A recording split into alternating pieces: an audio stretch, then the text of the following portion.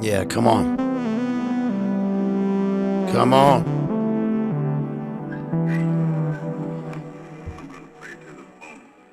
I'm gonna play it to the bone.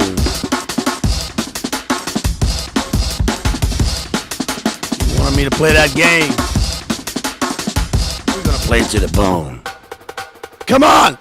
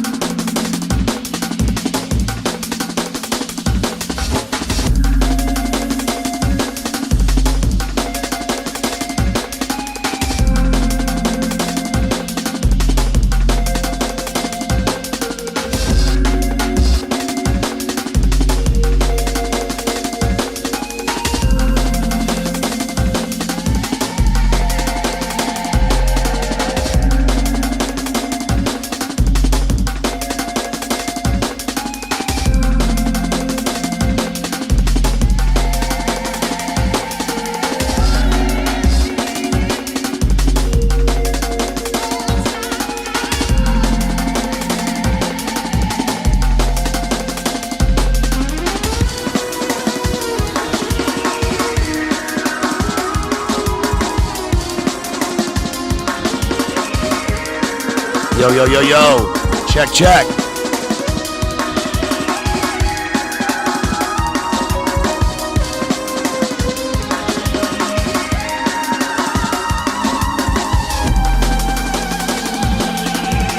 Check, check.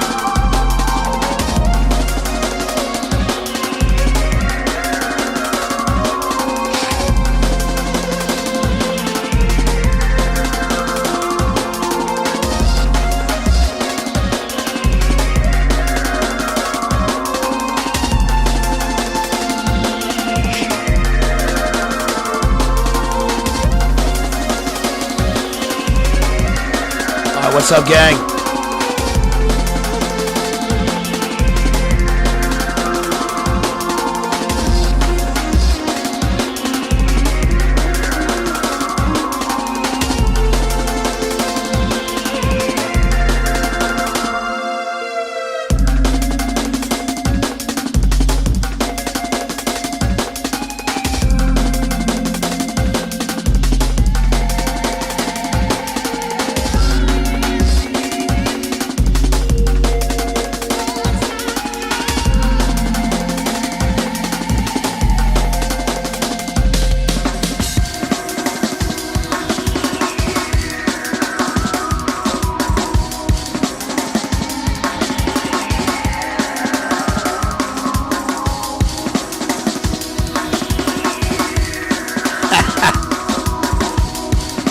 Let me cook.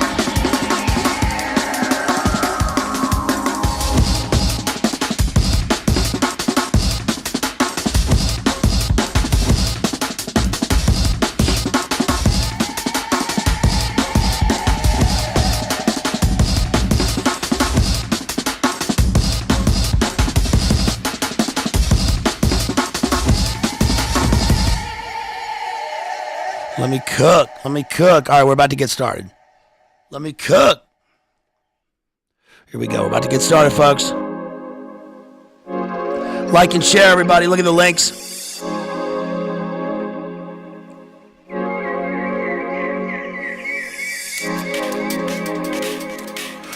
We're going to play it to the bone.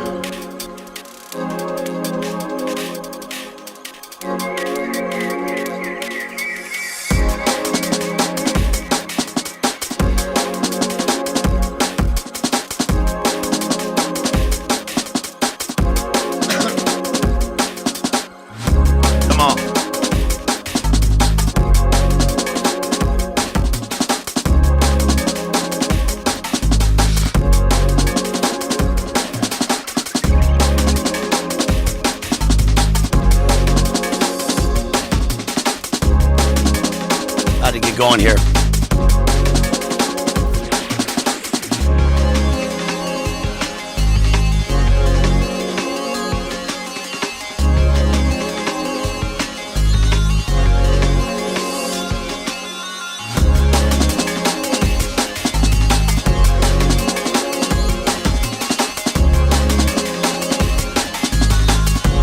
What's up?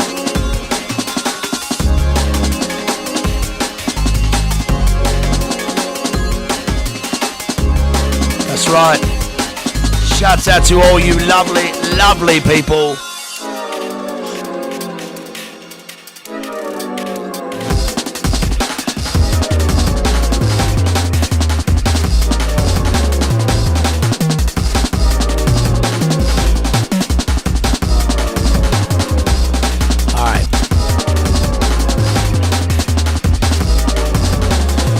All right, y'all, let's get going.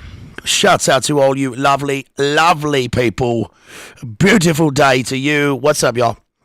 Let's go. Tonight we got Am I Human? Am I human or am I clone? Am I a clone?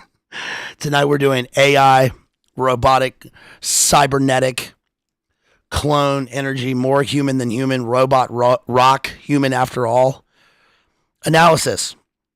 We got some good movies tonight to cover. This is going to be pure cinema. Pure cinema. So, like and share, everybody. Let's get going here. Tonight, we're covering, so we got a bunch of them to cover. We're going to talk about D.A.R.Y.L, Data Analyzing Robot Youth Life Form. Moon, Terminator Salvation a little bit. Westworld, Season 2, Episode 4, The Riddle of the Sphinx. We're going to talk about this movie Archive with Theo James, a little bit about this movie Foe that just came out, and a couple other ones. Blade Runner 2049. This stream is thanks to Leaves of Grass. Our Leaves of Grass. We love our Leaves of Grass.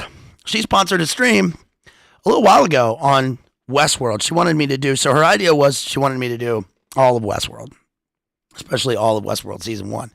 But I mean, I've seen all of Season 1 and Season 2. I went back and watched all of Season 1, and I decided that it might be better to just do Season 2, Episode 4, and then take that as a springboard to do other AI movies, other robotic, more human than human movies, and Oblivion, of course, with Tom Cruise. So, shouts out to Leaves of Grass for sponsoring the stream. Thank you so much. Really appreciate that. And hopefully Leaves of Grass will approve of this, because I think that, you know, it's up to the members and up to my friends, my special beings out there to propose some of these streams. And I think this was a good one. It's been cooking for a little while. It's actually been cooking for a while, but yeah. So I decided to go back and watch a bunch of these. And so, where do you guys want to start? Should we start with Moon? That's the main one that I wanted to cover. And this, again, thanks to Leaves of Grass, because she inspired me to do Moon here. So let's just jump right into it. Moon 2009 is a very good movie. First of all, very good. It's a good movie. You don't need to say very good. It's a qualifier. It's a good movie. It's really, I don't know, underrated. I think it's pretty highly rated. Not many people, I think, have seen this movie. Maybe just the film heads out there. I don't know. Have you guys seen the movie Moon? It's Duncan Jones. Duncan Jones is the son of David Bowie, Space Oddity.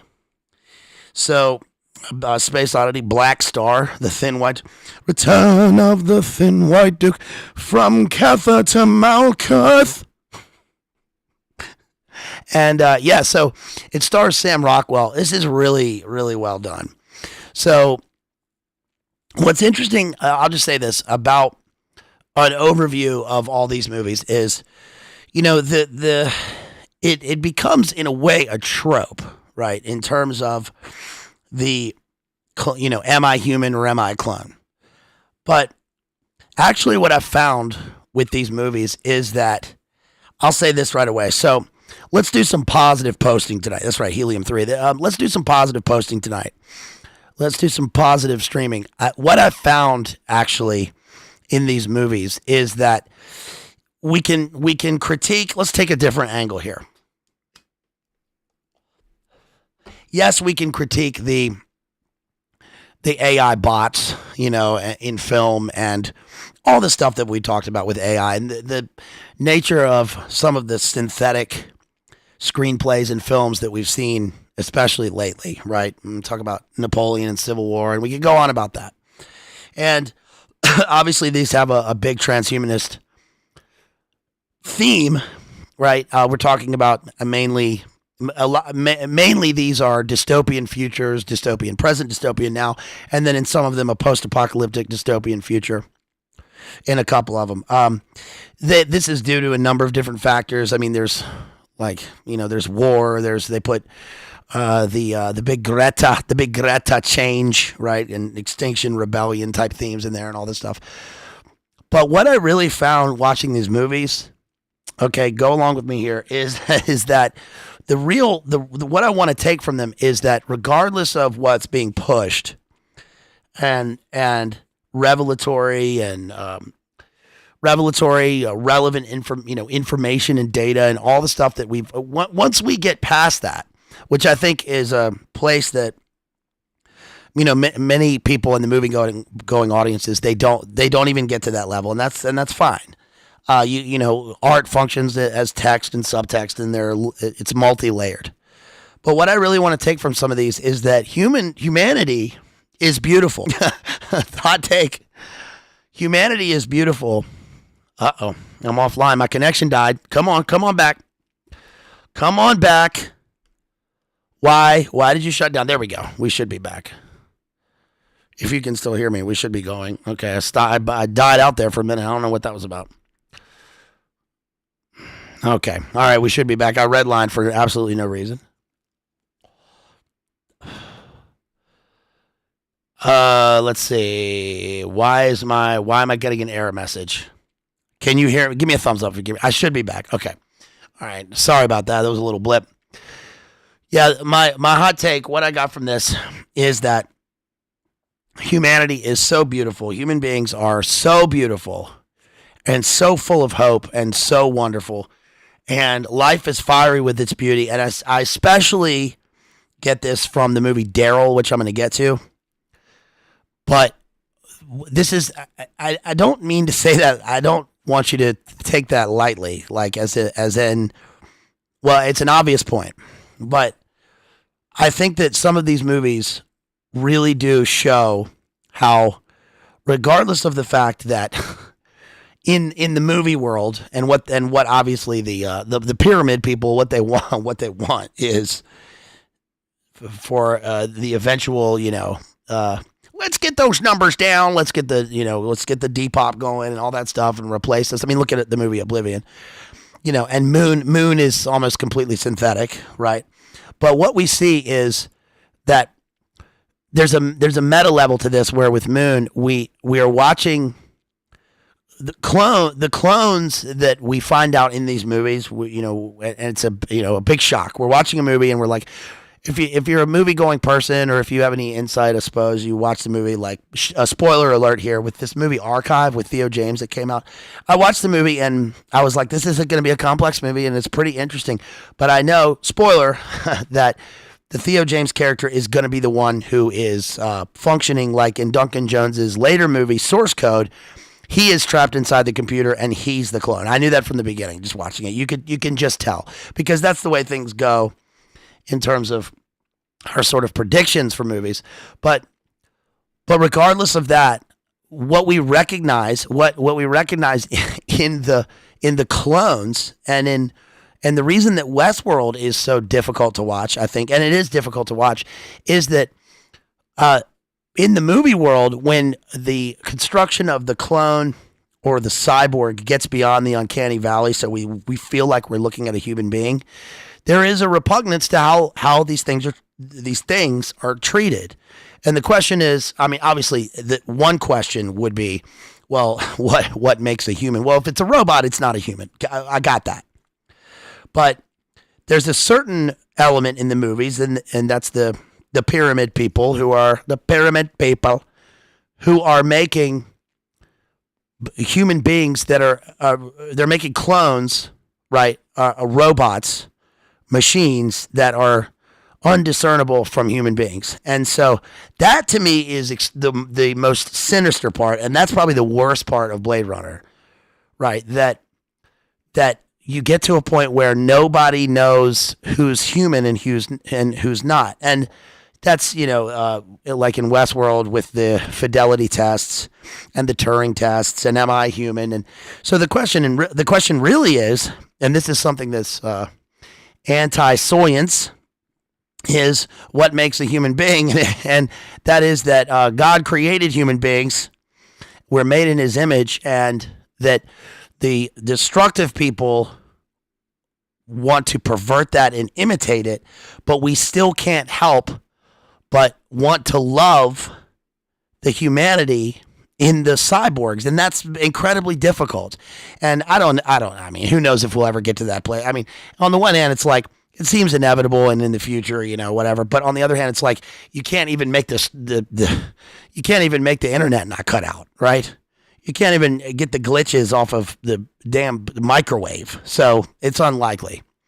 But who knows? But in terms of a metaphysical look into this, I suppose, or even just a poetical look into what makes art, it's that's the struggle with these movies is, how am I supposed to feel about this? So one example of this, before I get to Moon, just as a kind of a rant here, one of the most difficult movies I find to watch is District 9, and that's because District 9, which I think is a really good movie, is where they send out a kind of is it Hugh Jackman in that movie, who's the kind of MK Delta character? He's the guy that, he's playing the same role that the Delta guy plays in Elysium later.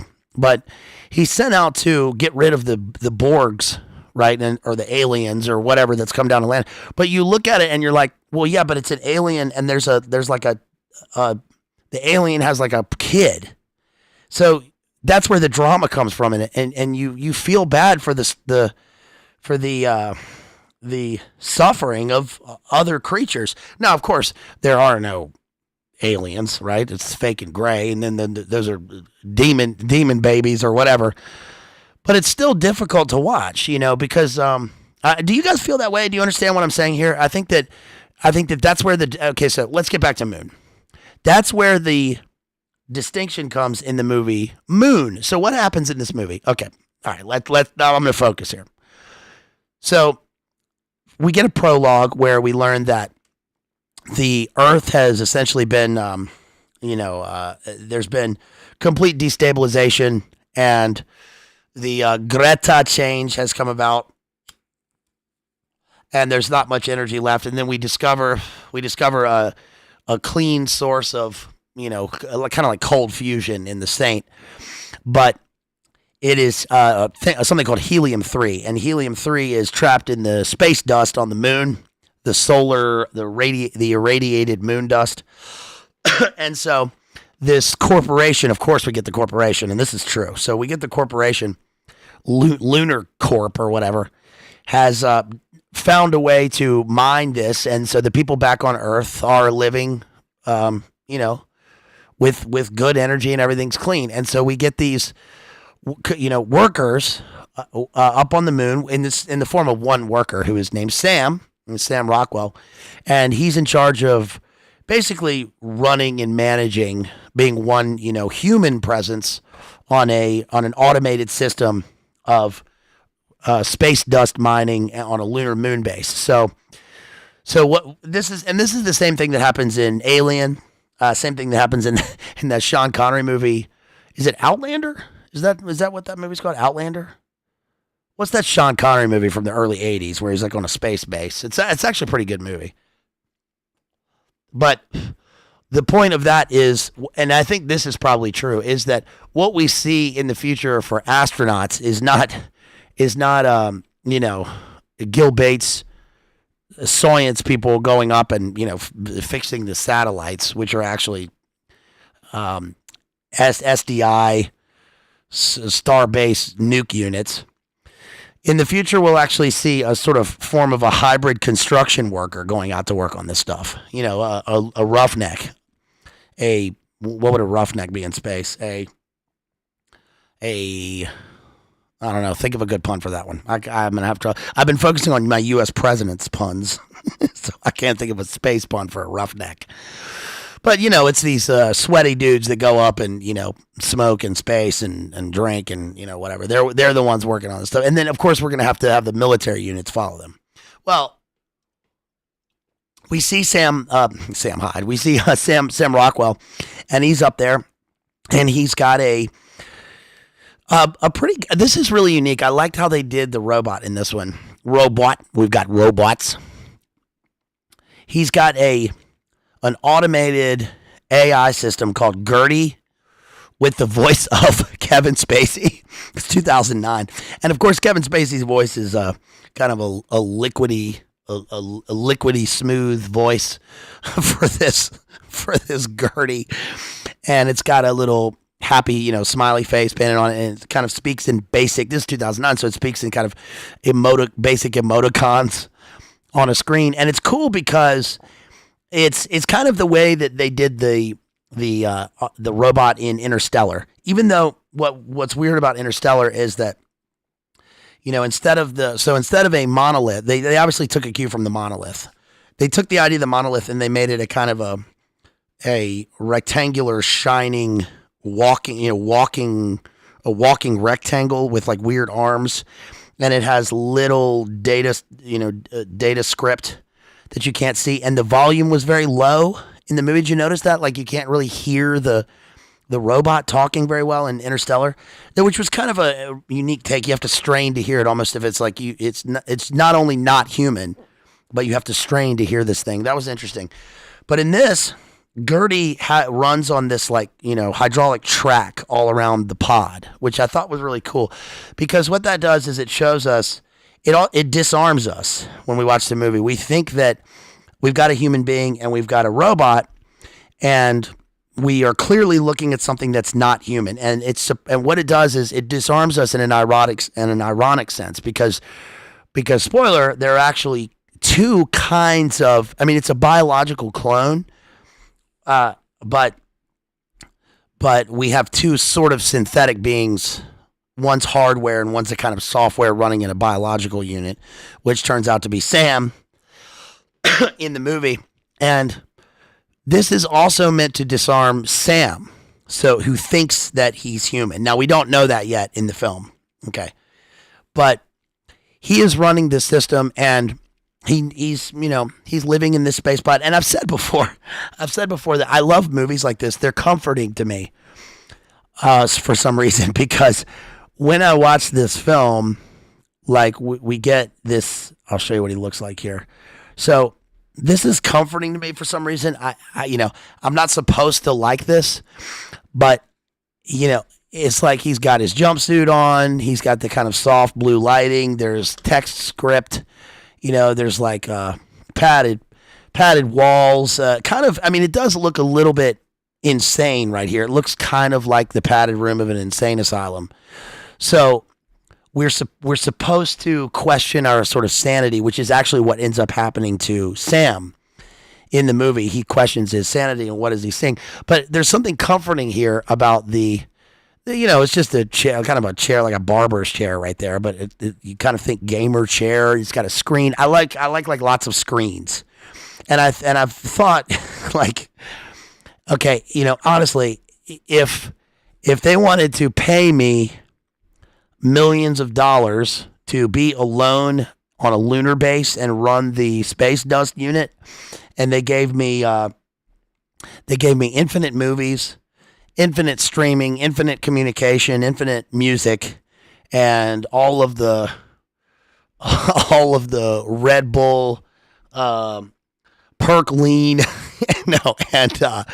and infinite cigarettes, and I'm by myself, I can handle that. Like I could totally handle that. I'm not supposed to like that, but there's something comforting about it. It's kind of like when I go on a long road trip in the car, and I can't do that with my car right now. But if I could have a sweet ass, a sweet ass, I don't know, Range Rover or something, and I had tons of screens in it, right? I want lots of screens. I want to feel like when I'm driving, like I'm in the cockpit of the Millennium Falcon. That's like very comforting. It's like very comforting to me. I mean, it's like I don't need anything. I just need those like 7 things. I'll be fine. So anyway, so Sam's up there and he's got his little hobbies, right? He's making miniatures. Now look, whenever you see a miniature in a movie, think of Hereditary. You get symbol and simulacrum. You get the microcosm, macrocosm. Obviously, he's manipulating a model of a city, and that is an obvious way in to us. We, the audience, are manipulating. We're seeing him being manipulated from the outside. So he's just a pawn on the chessboard, right? Or a figurine, right? It's like King Lear, right? We are but playthings to the gods. They kill us for their sport. Yeah, so that's an obvious way in. Now, what's interesting about that is that if you were in the future and most people put into the pod that their hobby becomes making a model, they probably would never think to assume, they would never assume that they are the little plaything on the set, I suppose. But in a way, aren't we as a society all but playthings to the elites? I mean, I don't know. So obviously that's going to play a role. When you're anyone with discernment knows when you're watching the movie and he's got a tabletop full of a model of a street in a wholesome 1950s town of his youth, what's under the table, right? What's figuratively under the table, what's in the subtext, and what is literally under the table. What did the makers of this place hide under the playset? So for fun, he puts on his little magnifying glass, and Sam Rockwell is he is so good. He really does carry this whole movie. It's incredibly well written, but if you're going to have a movie like this, especially if it's one guy, and then you're going to have him play multiple characters of multiple guys, you have to have somebody with the chops, right? And Sam Rockwell has the chops. You know why he has the chops, by the way? Sam Rockwell has the chops because he played W in that movie. You're either with the tourist. No, because he is a theatrically trained actor. I saw him at the Public Theater, Joe Papp's Public Theater, and play in New York, and he's even better in person. He's fantastic. He's a little bit like Benicio in a way, or like any of the classic actors who he looks real. He looks like a real dude. He looks like a dude that I would know. And he's so interesting to watch. Everything that he does, it's not twitchiness. It's not like extraneous movements. He's just very interesting. He's full of life. He's really cool to watch. So he sees that there's a problem with one of the rigs outside, one of the mining units. So he gets in it. He goes out there, and while he's going out, he's looking at a screen and the screen glitches and he sees, just for a second, he sees a glitch and it looks like him, but bearded, like he's kind of breaking down and he's talking to Gertie, and then it phases out. And so we're questioning, did he see this, or were we meant to see this? You know, we're meant to see it, but are we meant to see it how he sees it? And also, is this a glitch from his time up on the moon, or is this a memory, or is he dissociating? What's happening, right? And he starts to mess with the screen, and as he's doing that, he's basically texting and driving on the moon in his dune buggy on the moon, and he goes off course, and he runs right into the rig, into the duster, and he crashes the unit. And then he's in there. So, and then he sort of fades away, and then he wakes up on the table inside of the main pod unit. Now, this is really well done, because when you're watching it, you're thinking, okay, good thing he's got Gertie, because Gertie put him back on there, and we have Gertie's, medicinal voice saying, "It's okay, Sam. It's okay, Sam. You were in an accident. Sleep now." Okay, so he's gone into his coma. So the question is, how many levels of coma has he gone into? And is this, what's happening? And the first time you watch the film, you believe that he's been rescued from this thing by Gertie, because everything's automated. Why wouldn't he have been rescued?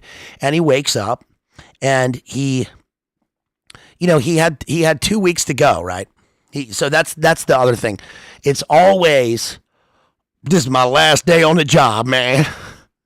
Right? It's just like in the cop movies. Buddy cop movies always have, "Man, I picked the wrong day to stop sniffing glue." "Man, I picked the wrong day to get off donuts. Man, I picked the wrong day to retire, man." What is he saying, Family Guy? "I was 3 weeks from retirement." So he's 2 weeks from retirement. He's doing a 3-year stint on the moon, and he's been talking in his communications back to Earth, back to the GloboCorp. That's right, PC. "I'm getting too old for this shit, man." Yes, exactly, little priest. Yeah, you guys got it. I'm getting too old for this shit. So he's got a 3-year stint, right? Just like, he's joined the Foreign Legion for 5 years or whatever. It's 3 years, except he's alone. I'm telling you, I could do that 3-year stint on the lunar base. Right? So yeah, Vietnam. Yes, exactly, D.A.R.Y.L. Yes, Vietnam movies also. I'm going home tomorrow. Don't send me out on recon. Shit. All right, then you got to sacrifice yourself on the last day. Sucks. So he's got 2 weeks till he goes back home. But the problem is that the communications have been cut. So he's making videos that he hopes Gertie tells him are being sent off. And one of these is, he's been talking to his very beautiful Irish wife. And of course, and this isn't a knock on the movie, because it's actually really well done. He's talking to and it's planned. So he's talking to his wife, and she says, "This has been really good for us. It's been good to have some time apart. It's got me to thinking," and he takes it very well, but we know what that means. And of course, it's suspicious when we watch the movie. And to give credit to Duncan Jones, it's so suspicious watching this, because you think it can't be like this. They can't actually have done this trope where he's going to go home and his wife is leaving him right at the end of the three years, and then he's going to go home to nothing. Well, that's because this is a plan as part of the psyop, where it's going to push the character into not wanting to go home, and then or to have some sort of loss, and so that when they're finally going home, they're going home to achieve something and get back with their wife, and then we'll get back to that later. Okay, so yes, Jason makes a good point. The 4 harvesters are named Matthew, Mark, Luke, and John, and one of them, I think it's Luke, he crosses out and he puts Judas, and this is because I guess this harvester is always breaking down. But it is interesting. It gives a religious context and relevance to his mission. And it shows also that, that we're supposed to think that the GloboCorp, or that this character at least, is human and retains his humanity. And of all of the characters, I think in all of these films that we're covering, Sam is the most human. Maybe besides D.A.R.Y.L, which I'll get to. But so he asks Gertie if he can go out and check out the communications pod, and Gertie won't let him outside. But what's really cool about this movie is that he says to Gertie, let me go outside and check it. Gertie says, no, I'm not permitted to let you out. And he questions Gertie's programming, and he says, what's your programming? And Gertie says, I'm here to assist you. I'm here to help you. And he says, well, wouldn't it help me if you allowed me to go fix this gas leak? Because there's a gas leak from outside. And when he does that, because he thinks there's something wrong, and Gertie says, fine. And he opens up the doors. He gets in the rover and he goes out, and then he looks in and he sees a man inside the unit, which is clearly him.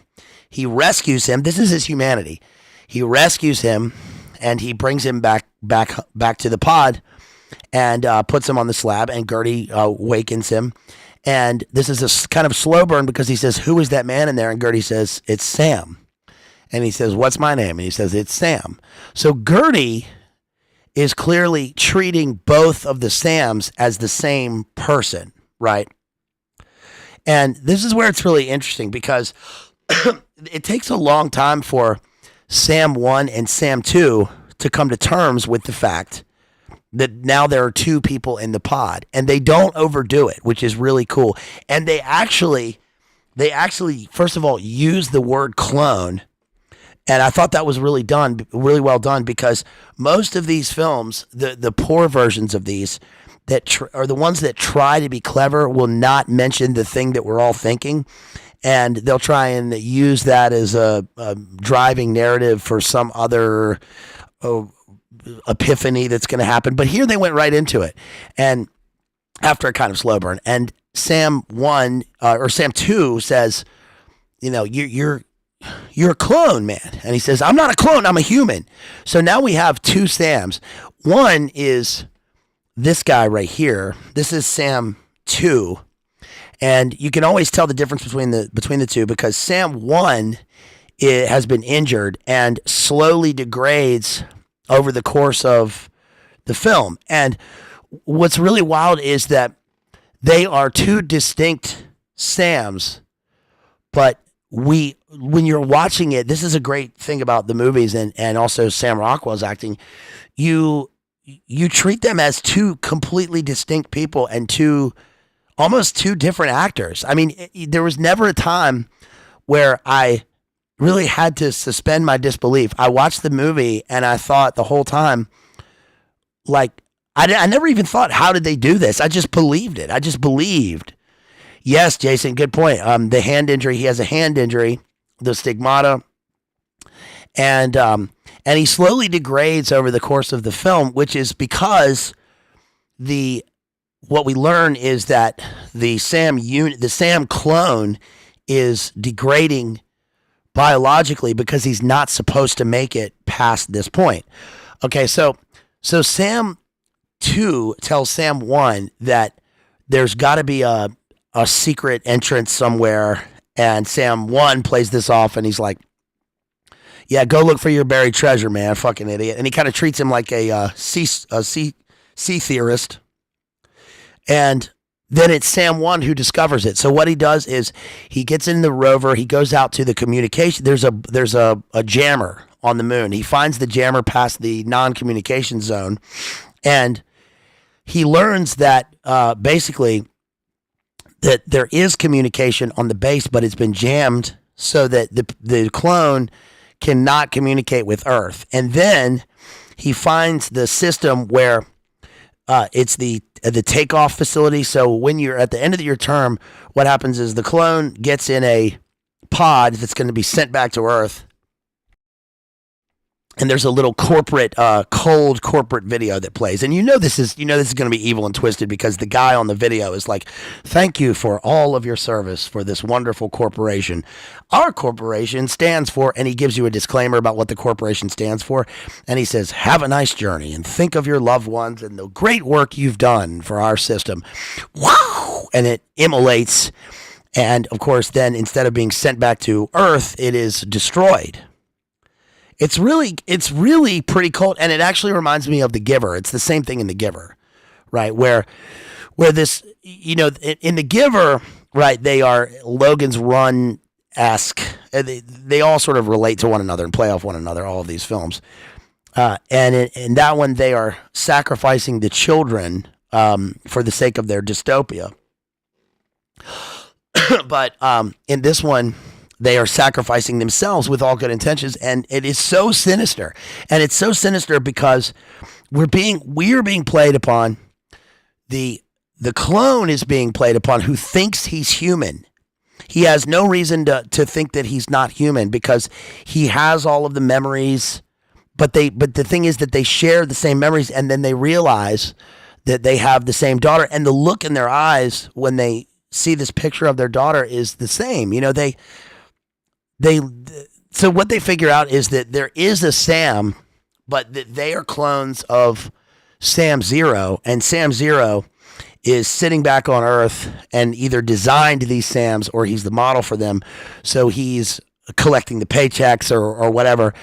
And who knows how much time has passed, but he goes back and gets Sam 2. He says, I found your buried treasure.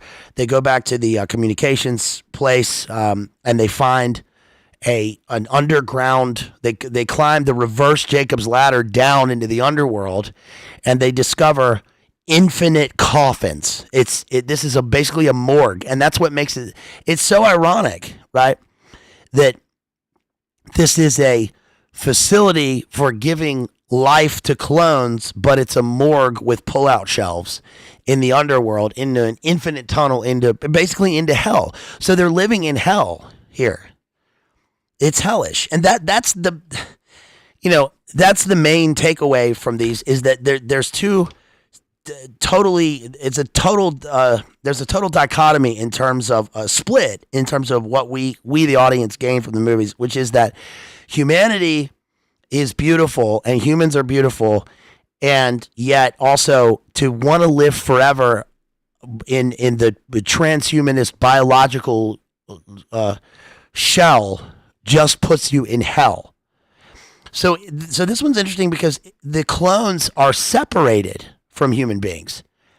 So, imagine the kind of evil genius nature of this movie where, we're going to have clones, but the clones are Silent Running. Yes, it's a great movie. Shouts out to Ratsky right there. The clones are going to live separated from human beings. So it's separate. So there's no interaction, and that makes it okay for them. But what that also does is it takes, instead of the outer world coming to us, right? So God creates the world, and we are inspired, right? We have the breath of life blown into us, and we live on Earth. Well, now instead of taking human beings and putting them in, going and exploring the world, Magellan, right? And exploring the universe, we'll just take our clones, we'll create something else that's a mimicry of human beings, and we'll put that in space, and there's no interaction between the two. And in fact, the only interaction is one that's never seen. It's alluded to, and that is the rescue unit. We're told by Gertie that there's a rescue unit coming to take care of the harvesters, but we know, this is so obvious in the movie, it's meant to be that way. When we look at the pictures of the three rescuers, that they're a hit squad. We know that they're an interstellar death squad coming to take care of the harvester, but also to eliminate the clone who has managed to survive. This was a part of the game theory, I'm sure, that was, what happens if one of these things survives. And at the end of the film, it's really well done because we don't see them. We only see a shadow of them and their weapons come in. So why are they coming in armed, right? If they're a rescue unit for some unarmed people on the moon, yes? Why don't they come in with wrenches? Shouts out to the mods out there. And it's funny because the three guys that they show are like production assistants, and they managed to get the three roughest. They obviously got the key grip in there as the rescue squad. But it's a beautiful movie because we really see. I mean, there's one particular scene where Sam 1, who is the broken down unit, who's broken down physically, but he starts to break down. The whole thing is about him breaking down mentally, and that's because his biological unit is breaking down. And there's a scene where he climbs back up the ladder and is sitting there. He gets in a fight with himself and with his other clone, and he says, "I just want to go home." And it's really, really heartbreaking. And it's heartbreaking because we're supposed. Okay, so on one level, we are supposed to feel for this character who we find out is not human, but we want him to have the agency of a human being. We want him to have the agency and the rights and the dignity of a human being. And then the next level is that we feel repugnance because this is not a human being. It's a clone. It's not, this is a satanic mimicry, right? But then the next level beyond that, I think, is that we do feel for him. We feel for him because he thinks that he's human and he looks to us like a human. And looking to us like a human and and sympathizing with him is like sympathizing with any other hurt creature. But the problem is that he's not a creature. He's not a creature created with the divine spark. He's a creature created by Gil Bates sitting back on Earth with his Globocorp sending lies to the moon, saying, "Oh yeah, we got this all fixed." It's all just lies. And the fact that, I think that's the sad part, is that when you realize that you've been lied to, that's one of the hard parts about this. But anyway, in the end, the beautiful thing is that Sam 2 says, "I found a way to get us back. You're going to go back. I'm going to pick out another clone. They got to find a guy in the pod, when they come here. So you're going to go in the helium-3 pod that gets sent back to Earth, and you can go find our wife and daughter." But then he plans to kill the clone, and Sam 1 says to him, "You can't kill him. We know we can't kill someone. So what are you going to do, right?" And then he says, "You'll go back." And so they each want to sacrifice themselves for the other, which I think is beautiful. It sucks that they want to, they want to animate another clone and then kill him. So they do animate the other clone, but that clone is going to wake up and he's going to think that he's Sam waking up after an accident when the people get there to fix the harvester. The other Sam 1, is going to go back to his coffin in the harvester that he ruined, and then Sam 2, who is still in shape and good, is going to go back to Earth, and he's going to confront the original Sam, because when they break down the communication satellite jammer, he calls his daughter, and his daughter is now grown, and he asks for his wife, and his wife, he learns, has passed away many years ago. Because when they get down into the underworld system where all of the clones are in the morgue, shouts out to Rachel right there in Amptown, he finds that, he says, "How long has this been going on?" And we realize that 3 years it's infinite. They want like infinite clones, and they're always going to be there on the moon harvesting the space dust.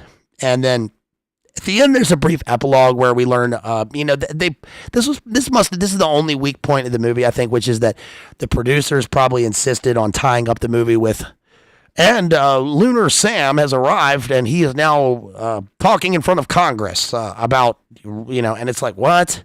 Don't do that. Just have him leave and take off and be a shooting star going back to Earth, and he's going to confront his original Sam." And then that leads us into a discussion of, what's going to happen when this guy goes back to Earth? Now, are the clones going to get human rights? Maybe they just need to take down the Globocorp for doing this, for playing God with these very humanoid clone systems. So that's Moon. I mean, I think it's a really beautiful movie. And again, it's really original. It plays, I think, well into, look at even the poster art here is interesting because, we have Sam Rockwell in his spacesuit, and then we've got an obvious lunar system here. He's like in front of a disk of the moon, surrounded by blackness. But the circle in which he's standing looks almost like a maze that he can't find his way out of, and it also looks like a circular hypnotic tool. So he's being hypnotized into his clone role as a human on the moon, but also we, the viewer, are looking at this being hypnotized by the clone himself into thinking that he's human. So lots of meta levels with this. I think it's really interesting. And Duncan Jones's next movie, of course, was Source Code. He did do Source Code, didn't he? Source Code's great. I mean, I was going to throw that in there as well, but that's probably for a different stream. I'll just say this. Source Code is where, yeah, exactly, fake and gray. Source Code is where Jake Gyllenhaal, I love Jake Gyllenhaal, you know that. Jake Gyllenhaal is a kind of detective who has to go on a train. This is predictive of all the train business last summer and white noise in the train. Right?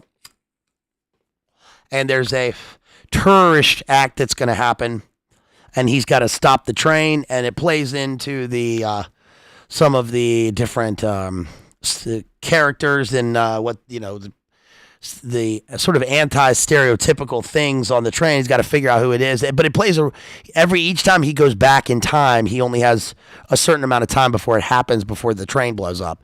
But the really good twist, spoiler, the twist in Source Code is we learned that Jake Gyllenhaal is not alive the whole time. He's going back into some sort of faded memory of himself where he's being kept alive from a space base pod, and his nucleotoid mind is being kept alive in the source code of the computer planned by Bernard from Westworld, Jeffrey Wright, and he is who's like a DARPA guy. So they figured out a way to extend life, and they're using it to stop the terrorism. It's a really interesting movie. I really like that one. So that kind of plays a role in the next movie I'm going to cover, which probably nobody has seen. I just saw that it even existed. And this is the movie. It's called Archive. Okay. I just saw it like last weekend. I was surprised by how good it was. This is Theo James. Theo James went to my drama school, Bristol Old Vic Theater School. He got there right after I graduated. And he's in... not Hunger Games. What's the other one? Divergent. So he's in this, and the movie starts off with him running through the woods. We see that there are drones. It looks like he's in some sort of, we don't know if this is some sort of simulation or if this is dystopian world where there's still nature and all that stuff. And then he runs across this huge drawbridge into a future brutalist space pod. Haven't done Blade Runner yet. I'm coming to it. And, of course, he's crossing the abyss. And he gets messages from a woman that we find out is his wife. And what we learn is that the messages on the mainframe are from his wife who died in a car accident. And he only has a certain amount of time and a certain number of messages to communicate with her because her consciousness is living on in the residual code that he's uploaded into this computer. He gets a visit by these militant DARPA guys who come to the facility, and they're checking on his fidelity on working on the code. He's got two hardware bots that are working with him. One is this clunking that doesn't talk, and it's kind of R2-D2ing to him, and it looks like a vacuum cleaner. And then the next phase, model number 2 has like a camera, and we learn the first one is kind of an infantile version of a robot with some sort of uploaded AI consciousness. It can barely move, but it does basic tasks. The other one is kind of a teenage version, and so it's temperamental. And I really feel for this bot because he's always mean. And this really does draw a kind of, what it does is it makes the viewer question the character of the people who are dealing with robots. Because look, it doesn't matter if you're dealing with a droid bot It's the character of the person projecting what they're doing. So if you're always commanding things and being kind of cruel, even to inanimate objects, it's a reflection on the person as a cruel person. Does that make sense? I mean, it doesn't matter if you kick your car and you slam your refrigerator and who gives a shit. But the minute that there's some sort of sentience, or the minute that you are around other people and they see you always, freaking out, and not in a funny way, right? Then it's a kind of an unmanly characteristic. Now, it is funny too, there was a time when I was living with my friends in New York, and this is an excuse for me. I lived with my friends in New York. I remember I came home from work and we had these like cheap plates that we'd bought. And I remember I just started smashing plates in the kitchen and my friend was like, dude, what are you doing? Why are you making all this noise? Are you going crazy? And I was like, no, who gives a shit? It's just, these plates suck. And we just stood there and we just shattered all the plates in the kitchen. And it's like, who gives a fuck? It's just funny. We can sweep it up. We can clean it up. We don't have animals in the house, and it's just 3 dudes living in an apartment. We can break all the plates we want. Who gives a fuck?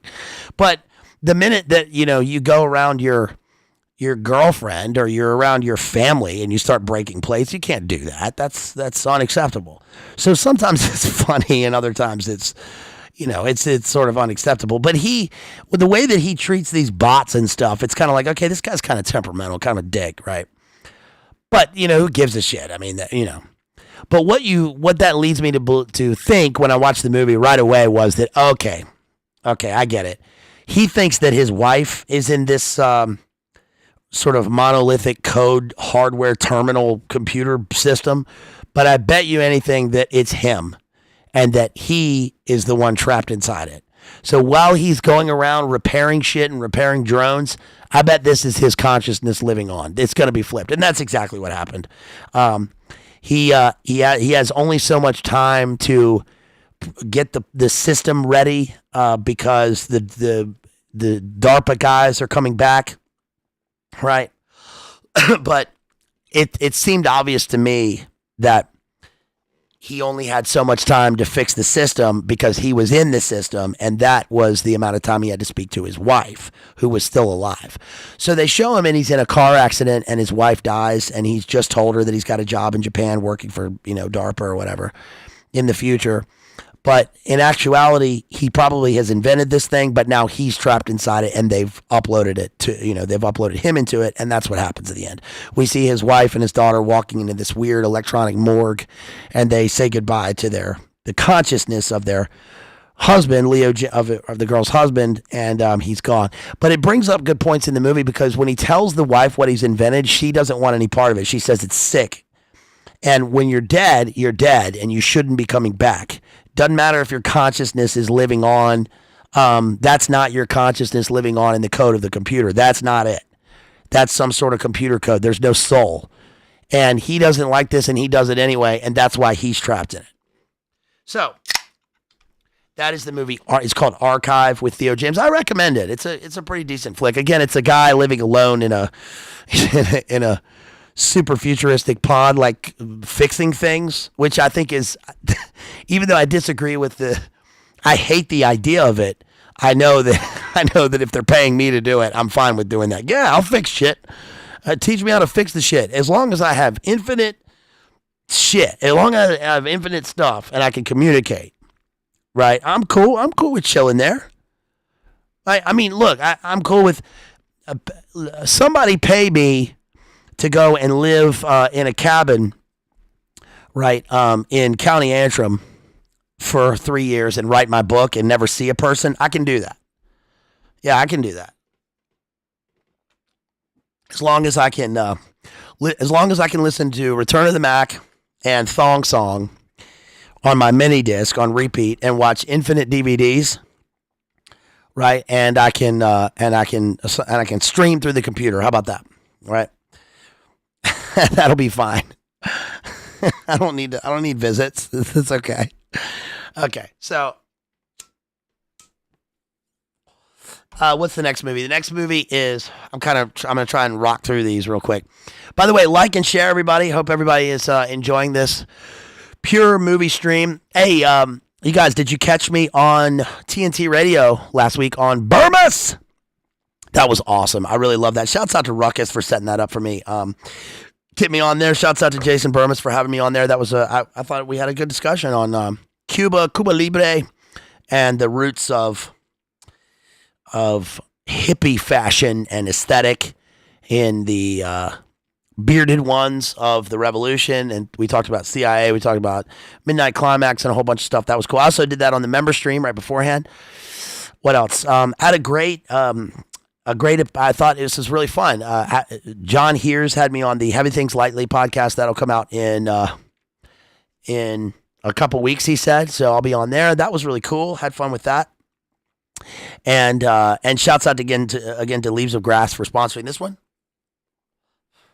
Shouts out to everybody out there. And this one, by the way, this one is, I don't know if she'll be watching it. It doesn't matter if she watches it or not, because this one goes out to my friend Liz LH.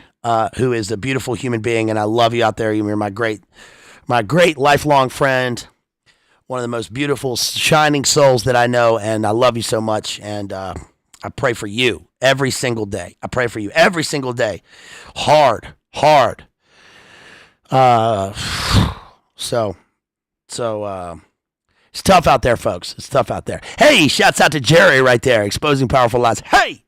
We do it live. Shouts out to Jerry right there, everybody. So next one, yes, thank you, Moldy Apple. Really appreciate you. Help me get those numbers up. Dan Quayle, more like Ban Braille. What a terrible invention. Bumps on the page. I can't even read the book.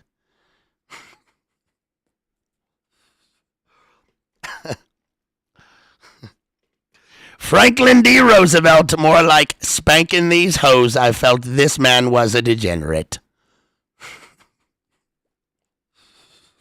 So stupid.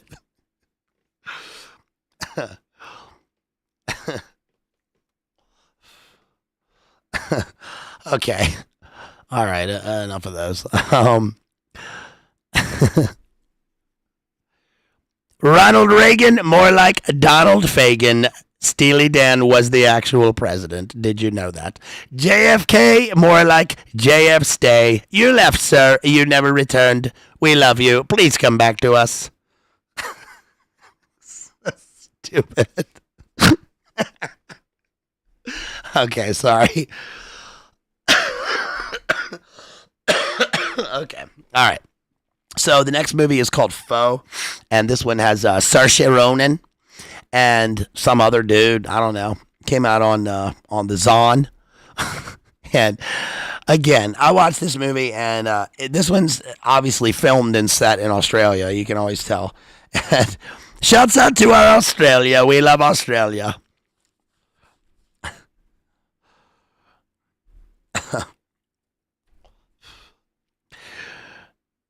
She's an Australian, more like she's a mammalian. That's right, she looks like a gorilla.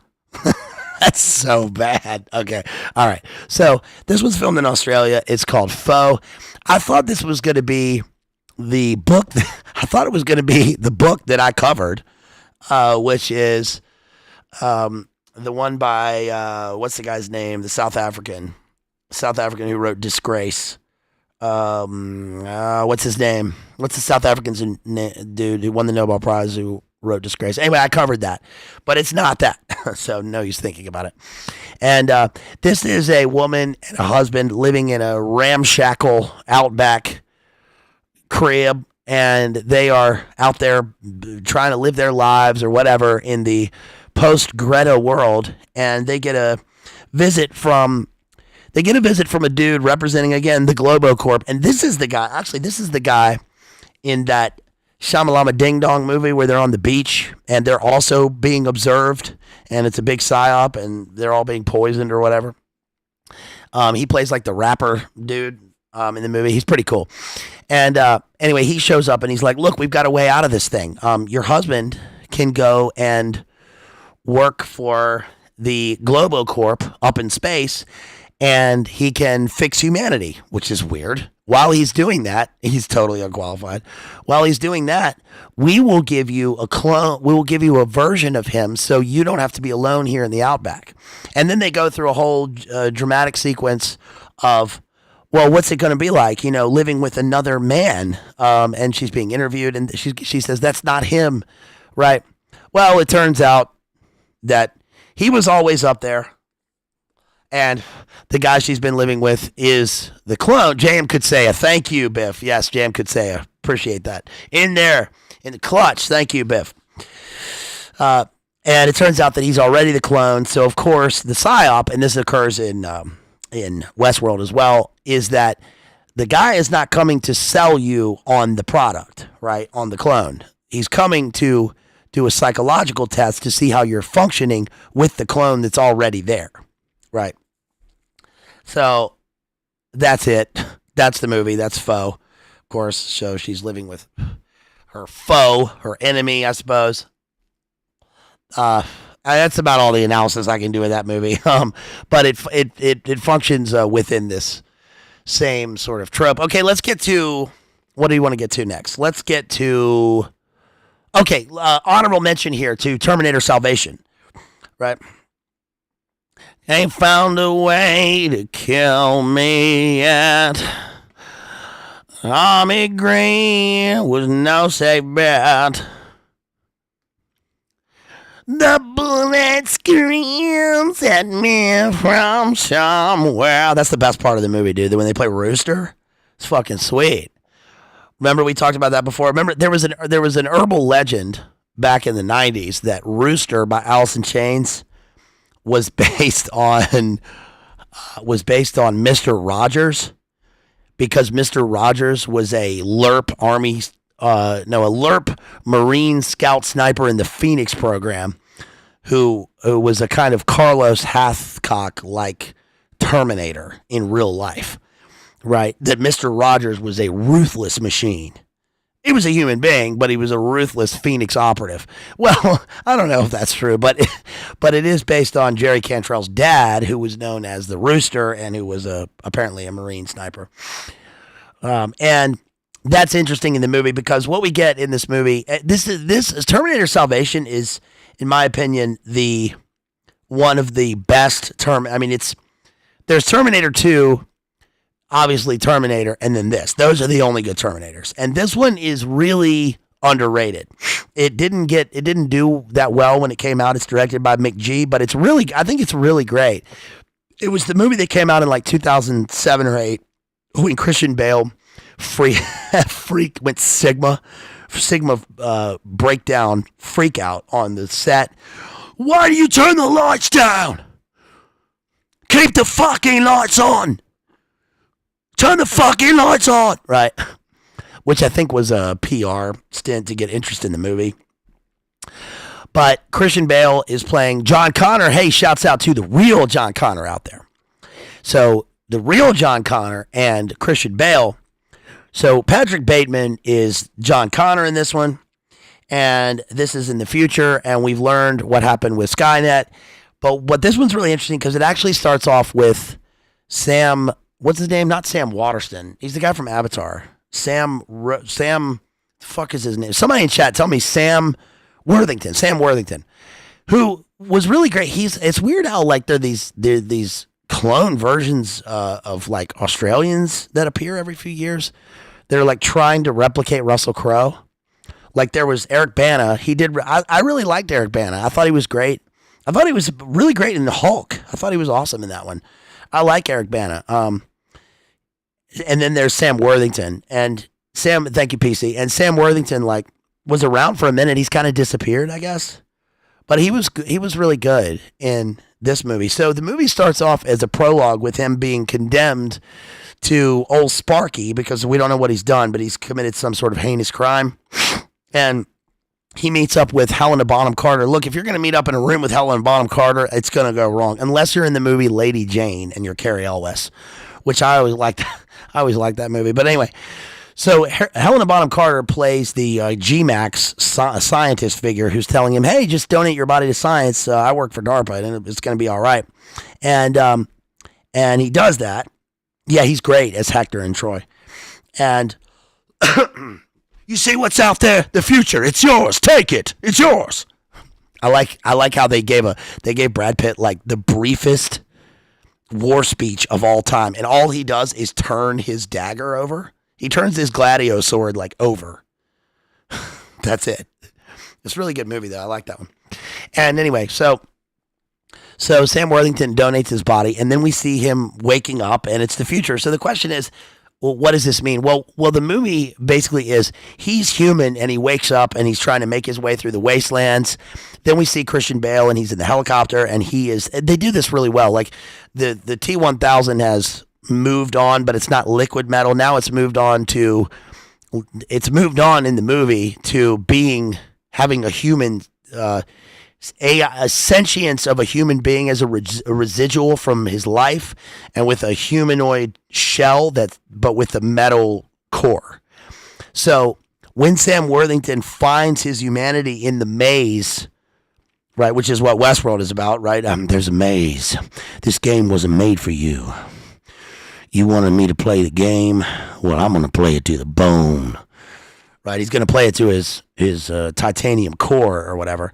And so he finds Luna Moonstone, or whatever that actress's name is, and they make their way through the Outlands. It's an odyssey. They go past the gas station with no fate. He does a lot of, no! Sam Worthington has one sound that he does 3 times in this movie, 3 or 4 times, and he does it in all of his movies, which is, no! Next time you watch a movie with Sam Worthington, pay attention to the, no! It's actually really cool. He does it really well. I just notice it now in everything he does. Hey, listen. I'm drinking Zip Wow. Zip Wow. Green nuclear juice. Teenage Mutant Ninja Turtles. Oh, man, that's poison. You guys, please donate. Please send some Super Chats, Cash App, PayPal, so I don't have to keep drinking this nuclear juice, because it's really poison. It's got adamantium in it. It's got synthol. You know, I used to be a workaholic. I was hopelessly addicted to workahol. Norm. So, okay. So, I'm sitting here dying live. Not literally. Okay.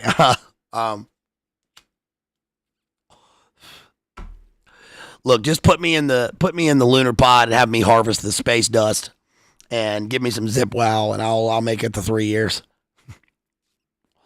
So, anyway, what was I saying? Sam Worthington, no! Makes his way through the Outlands in an odyssey, going through the various trials and tribulations until he comes across John Connor. And what happens is they're walking through a minefield. They're walking through a digital minefield. And as Sam Worthington is walking through the digital minefield, the metallurgical mine, trademark Real Cooter Brown, attaches to his leg because of his adamantium core. Adamantium, of course, because of adamantine chains and penal fire, says John Milton in Paradise Lost. Remember that? Satan chained on the burning shores of the abyss in hell. Well, he then gets strung up in the base, and they're going to get rid of him. But John Connor wants to learn what's happened with the exponential growth of the T-1000. And what we've learned is that this is really a kind of movie was pretty, I think, in a way ahead of its time, because it's showing you that the AI, it's confusing when you first watch it back in 2007 a little bit, because it's like Helena Bonham Carter has also obviously died, but she's alive in the movie, and that's because she has melded with the AI mainframe, just like Ford does in Westworld. And now she's controlling Skynet. So she's the G-Max character in control of all of Skynet. And she has sent this Sam Worthington Borg to unknowingly infiltrate the Resistance and make friends with the real John Connor. And It's funny how everyone in the stream is a character. Everyone in the chat is a character in this movie because we all take our names from this. I mean, he's wandering the wastelands. He's a mythical vigilante. He's a dystopian renegade, right? And so anyway, but he has a central core of humanity, and he decides again to self-sacrifice, and he goes into the mainframe, goes into the central system. And what's a Rip-It? A Rip-It is a $1 version of Red Bull that's painted camouflage, and it's got American flags on it, and that's like mostly what I can afford to drink now. But you take a sip of that, it's like a low-grade Ghost. Have you had that drink, Ghost? I drank that the other night. Woo! Yeah. Anyway, so he makes his way in, and we do get one of the first versions of a really pretty good face swap deepfake, and it's Arnie. We get Arnie as a young Arnie appearing in the manufacturing system at the core of Skynet.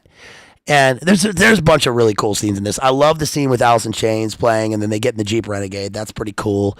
They've got the hunter killers coming after them. The sound design in this movie is awesome. Probably the best scene with Christian Bale is the one where he hijacks the motorcycle. He takes off the thing, and he puts, he jams the tracking system, and then he rides off through the wasteland. Like, that's pretty cool. Bateman looks super cool in this movie. He's fucking kitted up. I mean, he's really cool, right? Like, he's sick in this movie, dude.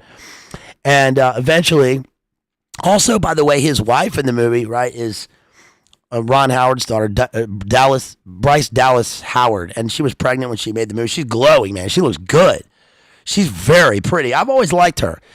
She's kind of, there's like three, there's Amy Adams, and then there's the other one, and then there's Bryce Dallas Howard. And I always liked Bryce Dallas Howard the most. I guess because she was pregnant in this movie and she's glowing. She got that glow. She looks really good. She's very pretty to me. I'm not simping for Bryce Dallas Howard. I'm just saying she looks really pretty. I like her in this movie. So anyway, Sam Worthington sacrifices himself, and he saves the little girl. He fights against the Arnie clone, and then we have the future where John Connor lives, and the future is going to be good, and Skynet is broken down through sound waves.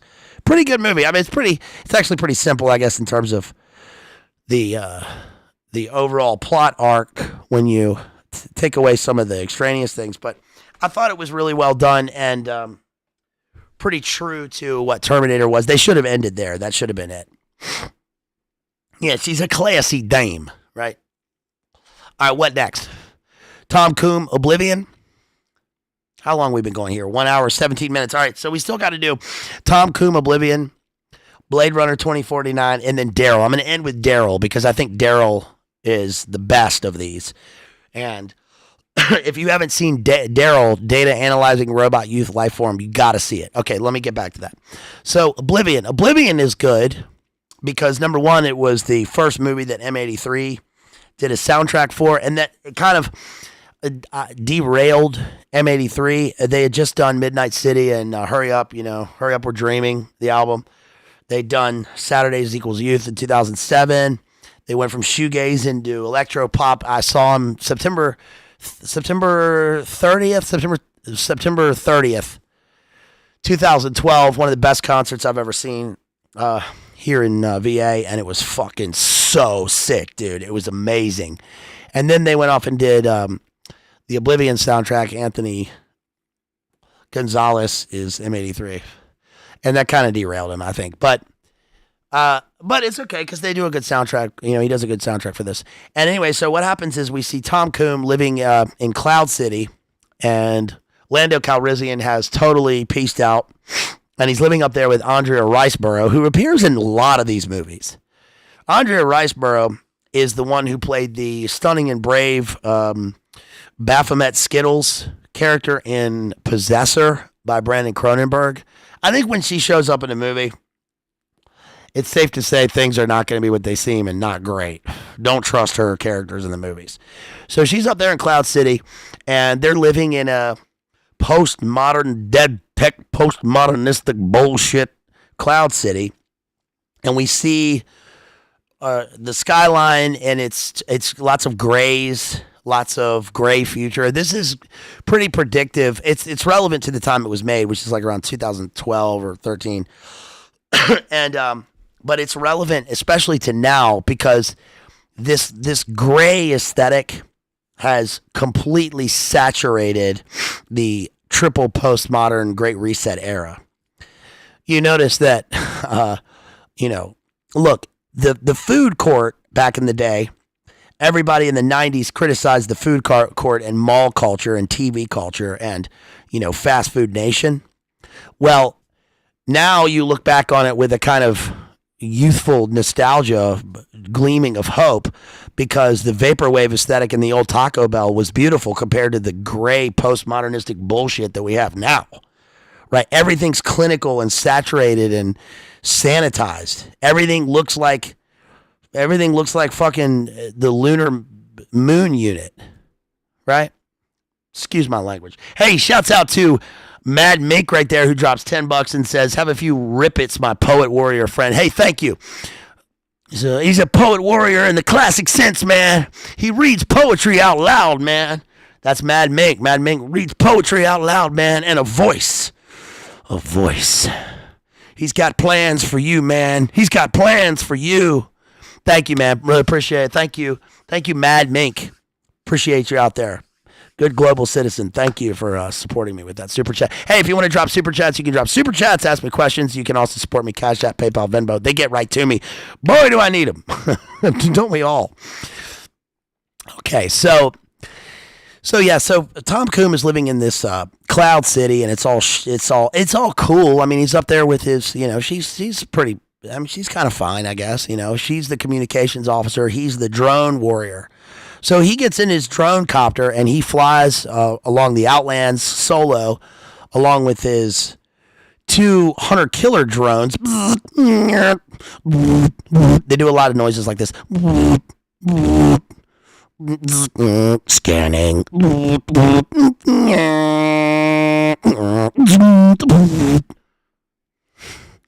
That's what they sound like. And they zoom through the sky, and they are kind of, pyramid, all-seeing eye type with laser hunter-killer drone beam direct energy weapons on them. And he's basically scanning the radiation zones. He can't go. Okay, so just like in, what is it, Divergent? No, it's the Maze Runner. Remember the Maze Runner? They can't go into the radiation zones. So he's scanning. And what happens in the movie is basically, he is basically dial-up, yes. You've got fail. That's so bad. I got to think of a better pun than that. You've got, I guess, Tom Coom up there with Andrea Riceborough. They told him he's got mail, but really he's got tail. Oh, that's terrible. Fuck, that's awful. That's even worse. Okay. All right. Okay. So, yeah, the DEWs. The Mike New, he's up there, and his job is basically, again, like in Archive, to go around and fix the comms. And what we see is Planet of the Apes style. Instead of the Statue of Liberty, it's the antenna from the Empire State Building. And he goes up there and he plugs in his AOL or whatever, and he's fixing the comms. And we learned that after the nukes went off, or whatever, or Greta's nukes went off, that Earth and all of its, all the humans have ascended, but in some sort of ad astra Babel unit up to the floating inverted black cube pyramid in space. And that's where they're all living now. Unlikely. Newsflash, buddy. Unlikely, right? We think this when we're watching it.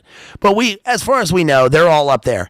And that Tom Coom and Andrea Riceborough are serving the Globo Corp, and they communicate with whatever that lady's name, Melissa Leo, who was in a Christian Bale movie, The Fighter. She won an Oscar for that, and she has my birthday.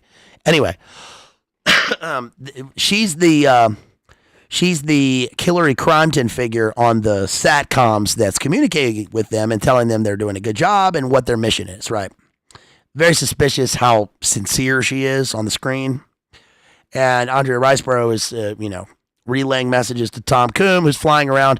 And Tom Coombs, being Tom Coombs, loves to put on his Yankees hat and go find the one semblance of humanity, which is like a little lake with a cabin that he's built. And he's got Rolling Stones records, of course. And he goes out there and chills and sits in the grass. Okay.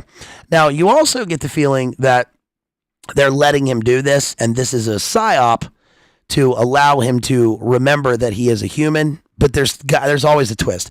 Well, he comes across Olga Kurylenko, who I think I like her. I always liked her. I think that she's in one of the best Bond movies, Quantum of Solace. But I don't think anybody likes that movie. Does anybody like Quantum of Solace? I like it. I like it because the bad guy in it reminds me, he looks exactly like Poland, what's his name? Pobin Malansky, that creeper. So when, he's the obvious bad guy when you're watching it. And you're like, okay, get this guy. And he's also building a mirrored cube city in Bolivia where he's going to suck up all the natural resources, of course. Right. And David Harbour plays the CIA guy. And he's like, we don't you get it? There are no good guys or bad guys. Right. I think that one's a really pretty revelatory movie. So anyway, Olga Kurylenko's in that, and Tom Coombs finds her. Yeah, she's pretty. He finds her in a, Walt Disney suspended animation coffin cube pod, and she is she lives. All the other ones have passed away. Mr. Green, yeah, she's passed. All the other people in these pods have. What do you call that? She's cryogenic, right? All the other cryogenics have frozen or whatever, but he manages to get her out. And then all of a sudden, here come the hunter-killer bots, the hunter-killer drones, and they show up and they, evaporate every living person in this fiery inferno.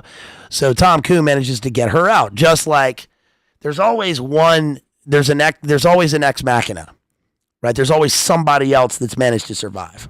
So then eventually Tom Coombs finds his way to, he gets, I guess, kidnapped, and he finds his way to the mole people. And the mole people are led by my close personal friend, Morgan Freeman. I told you this Morgan Freeman story. I've been to his house.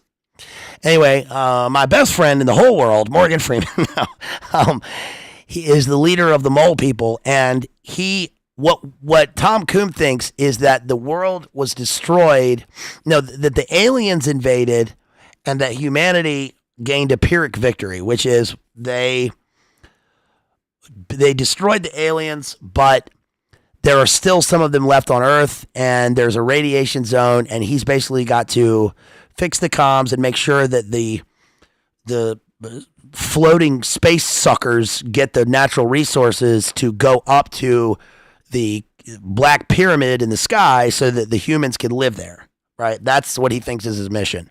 And so the drones are out nuking the rest of humanity. Well, these guys do look like aliens, but they have masks on, and we learned that they're actually the human citizens. These are the Outlanders, and they've been living in FEMA Zone 666 Acid Rain District all this time.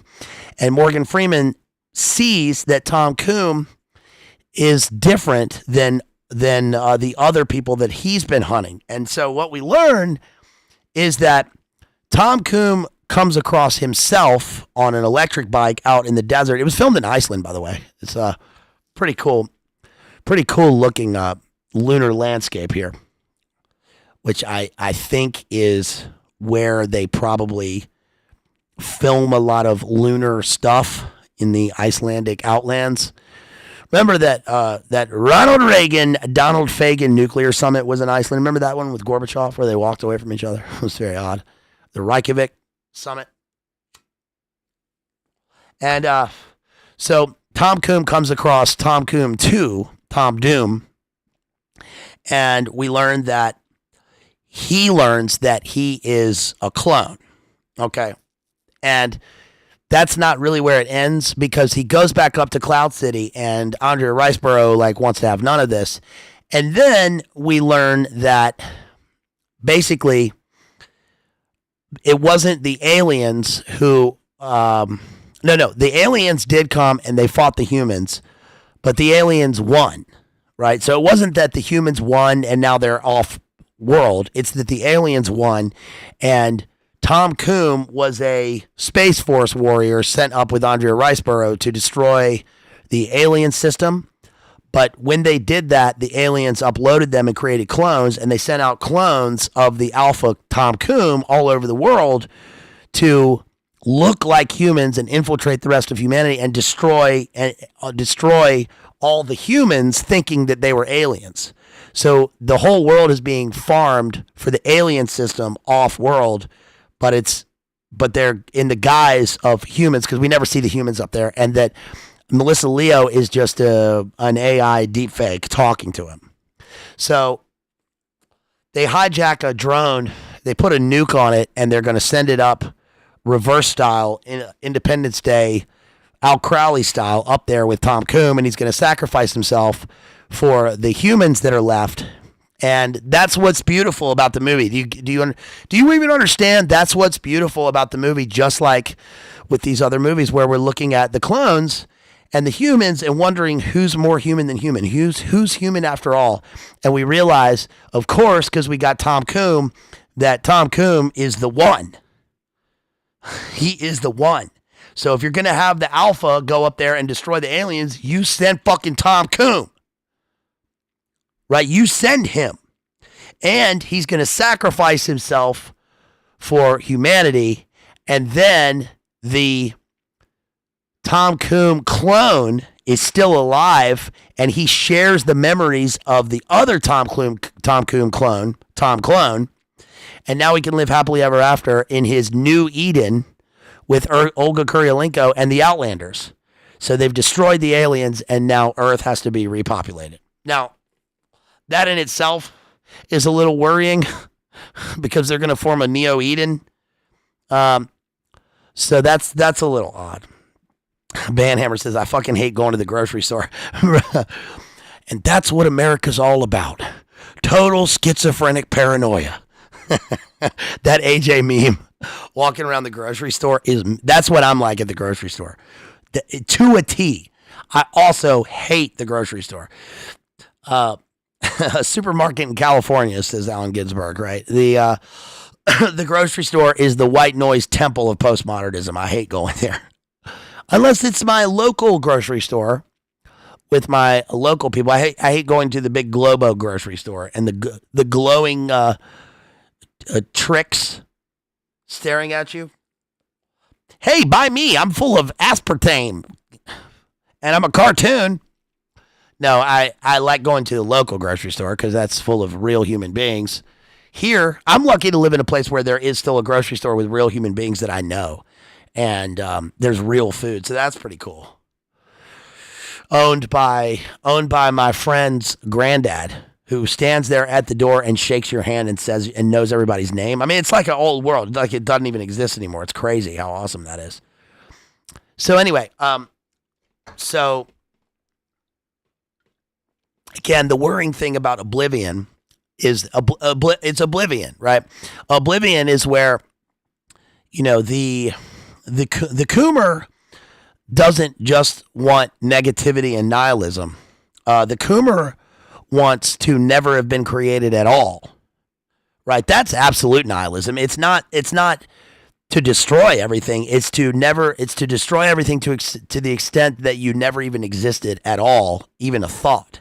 I mean, that's real devil stuff. So they live in a kind of continuous hell of oblivion where he's living, but he doesn't know that he doesn't know he's alive as a Borg, right? He's a Coombot. And what's beautiful about it is that there are still people willing to fight. We want peace. We want peace on Earth, but we also, you know, you gotta hold your own against the people putting you in the FEMA acid rain district, and that's what Tom Coombs ends up doing with Morgan Freeman. and the people down living as the mole people, but they got to do what they got to do until they can repopulate, which is good. We want up population, not D, right? Of course, what if that's a continuous meta psyop that's the long con, and actually that was the whole game? I don't know, to form the neo-Gnostic Eden. I don't know, it's a little weird, but anyway, I like Oblivion. I think it's a cool movie. It's kind of underrated in the Tom Cruise of, but I like it. It's decent. Okay, what next? Let's talk about Blade Runner 2049. So I'm not going to do a deep analysis of Blade Runner 2049 because our friends have already done that. I mean, it's this one is Denis Villeneuve, and it's one of the sort of new cornerstones of sci-fi and really a film, and it really is a prerequisite for Dune. It's a prerequisite for Dune. It's so interesting that Denis Villeneuve has emerged with Arrival, Sicario, Enemy, Blade Runner 2049, Dune. I mean, he's got great movies. And Blade Runner 2049 is it's really a fucking good movie. It's really good. I saw it in IMAX, and I'll tell you this, when I saw it in IMAX, like, I felt physically sick when I saw the movie, because one of the things in the movie is the predictive red mist. Do you remember in 2020 when a bunch of cities, like San Francisco, was completely engulfed in Martian red mist? Do you remember that? It was totally hazed over. Australia and the dudes got Australia and did their obliterating, and that also got turned into a haze, a kind of immolated haze of red mist. It's the same thing. So it was interesting how it predicted that. It also predicted, CloneBots had been around, but it predicted the CloneBots and all that, but it was a really good representation of that. But the really, I think, interesting thing about this movie, beside the aesthetics, is that unlike Blade Runner, the original Blade Runner, which depicts the future as a high-tech, Tokyo underworld where everyone's eating sushi on the streets, and it veers away from a kind of Star Wars, but we have human characters, and then we got the cool-looking Rick Deckard. This one kind of veers more into a weird factory world and silence. There's a lot of synthetic silence in the movie where the big expanses of geospace are filled in with this synthetic noise, and the movie's sound design is really kind of overwhelming. I mean, it's great, but when I really felt I had to go outside and smoke a cigarette when I saw this movie, because when they showed the red mist and the bass, the low intensity of the bass system was so, it was like shaking my heart. I'm pretty sensitive to low and high frequency noises, and it really, it was really kind of, it was kind of sickening. It started to make me kind of feel kind of pukey when I was watching it. But I think that's obviously the intention. You're in a synthetic world, and Jared Leto's blind Tiresias Mobius Satan creator figure in this is heavily Gnostic, and really, it's really well done how disgusting it is. I mean, that people are born materialized out of a slurping black globular sack in a brutalist pyramid where Jared Leto has exterior eyes to see, and he's got this weird G-Max hit woman figure that is like weirdly sexily violent. Do you know what I mean? So once Ryan Gosling, K, in the film, finds out that he is not human, spoiler, that he is not human, right? Because his memories of the origami have been implanted by the daughter of Rick Deckard and the replicant. So now we have a totally bioengineered, transhumanist, Gnostic world where humans and Borgs can create life, and she ends up being the one. And the movie changes, and he ends up fighting this sex killer, like in these weird rising waves within the techno prison of a pod car. If that makes any sense to anyone listening. Oh my God. It's like, I imagine someone just walking into this being like, what the fuck is he talking about? Watch the movie. How do you not know this watching the movie? The fight scenes are great. I'll just say that. The fight scenes are great. How about we say that? The fight scenes are great. The sound design is great. Ana de Armas is so awesome in this. If you're going to make the AiCloneBot a million feet tall, right? Make it Ana de Armas at least, I guess. I mean, I don't know. Right? Let's see what she looks like right here. Hold on. I got her picture right here. There's WESTWORLD. Hold on. Where are you? Where are you, Ana de Armas? Here she is. So here's now iconic K, Ryan Gosling, looking up at the synthetic humanoid AiCloneBot Amazonian Diana figure with her blue wig and her adreno black eyes, right? But notice how I think it's cool how you can still tell that it looks synthetic and televisionized. It's like a Daft Punk version of a AiCloneBot, right?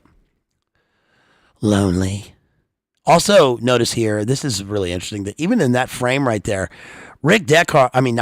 K is essentially the wanderer below the Sea of Fog, right? He is Caspar David Friedrich's, from the back view, silhouetted Byronic figure. Are you lonely, wandering the earth, looking up at this weird synthetic goddess woman? Yeah. Let's look at another one. Let's check her out right here. This is the other one. Yeah. Million feet tall, naked Ana de Armas with her black adreno eyes, pointing down to him, and it's sad. This is a deeply melancholic movie. I don't know if sad is the right word. It's probably more full of melancholia, because I don't know. What did you guys think when you're watching this? Were you not aware that this guy was a replicant? I mean, K is a replicant, and that means to me when I'm watching it that everyone is a replicant, and that is sad to me, right? That I'm watching a sci-fi movie, but the overtones in the movie are that the replicants can't tell who the replicants are, and that the Blade Runners are also now replicants. So Ryan Gosling starts off by hunting Bautista, right, who has saved his thing in the roots of the broken down tree. The tree, I guess it's the tree of knowledge of good and evil, right? That's what the symbolism is. This tree tied up in a broken, burned out gray landscape.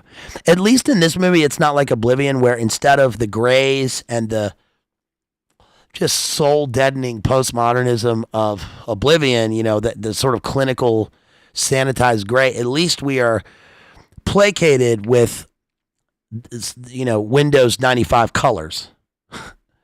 But that is only one level above that. That's just another illusion. And, we're just constantly looking at illusions.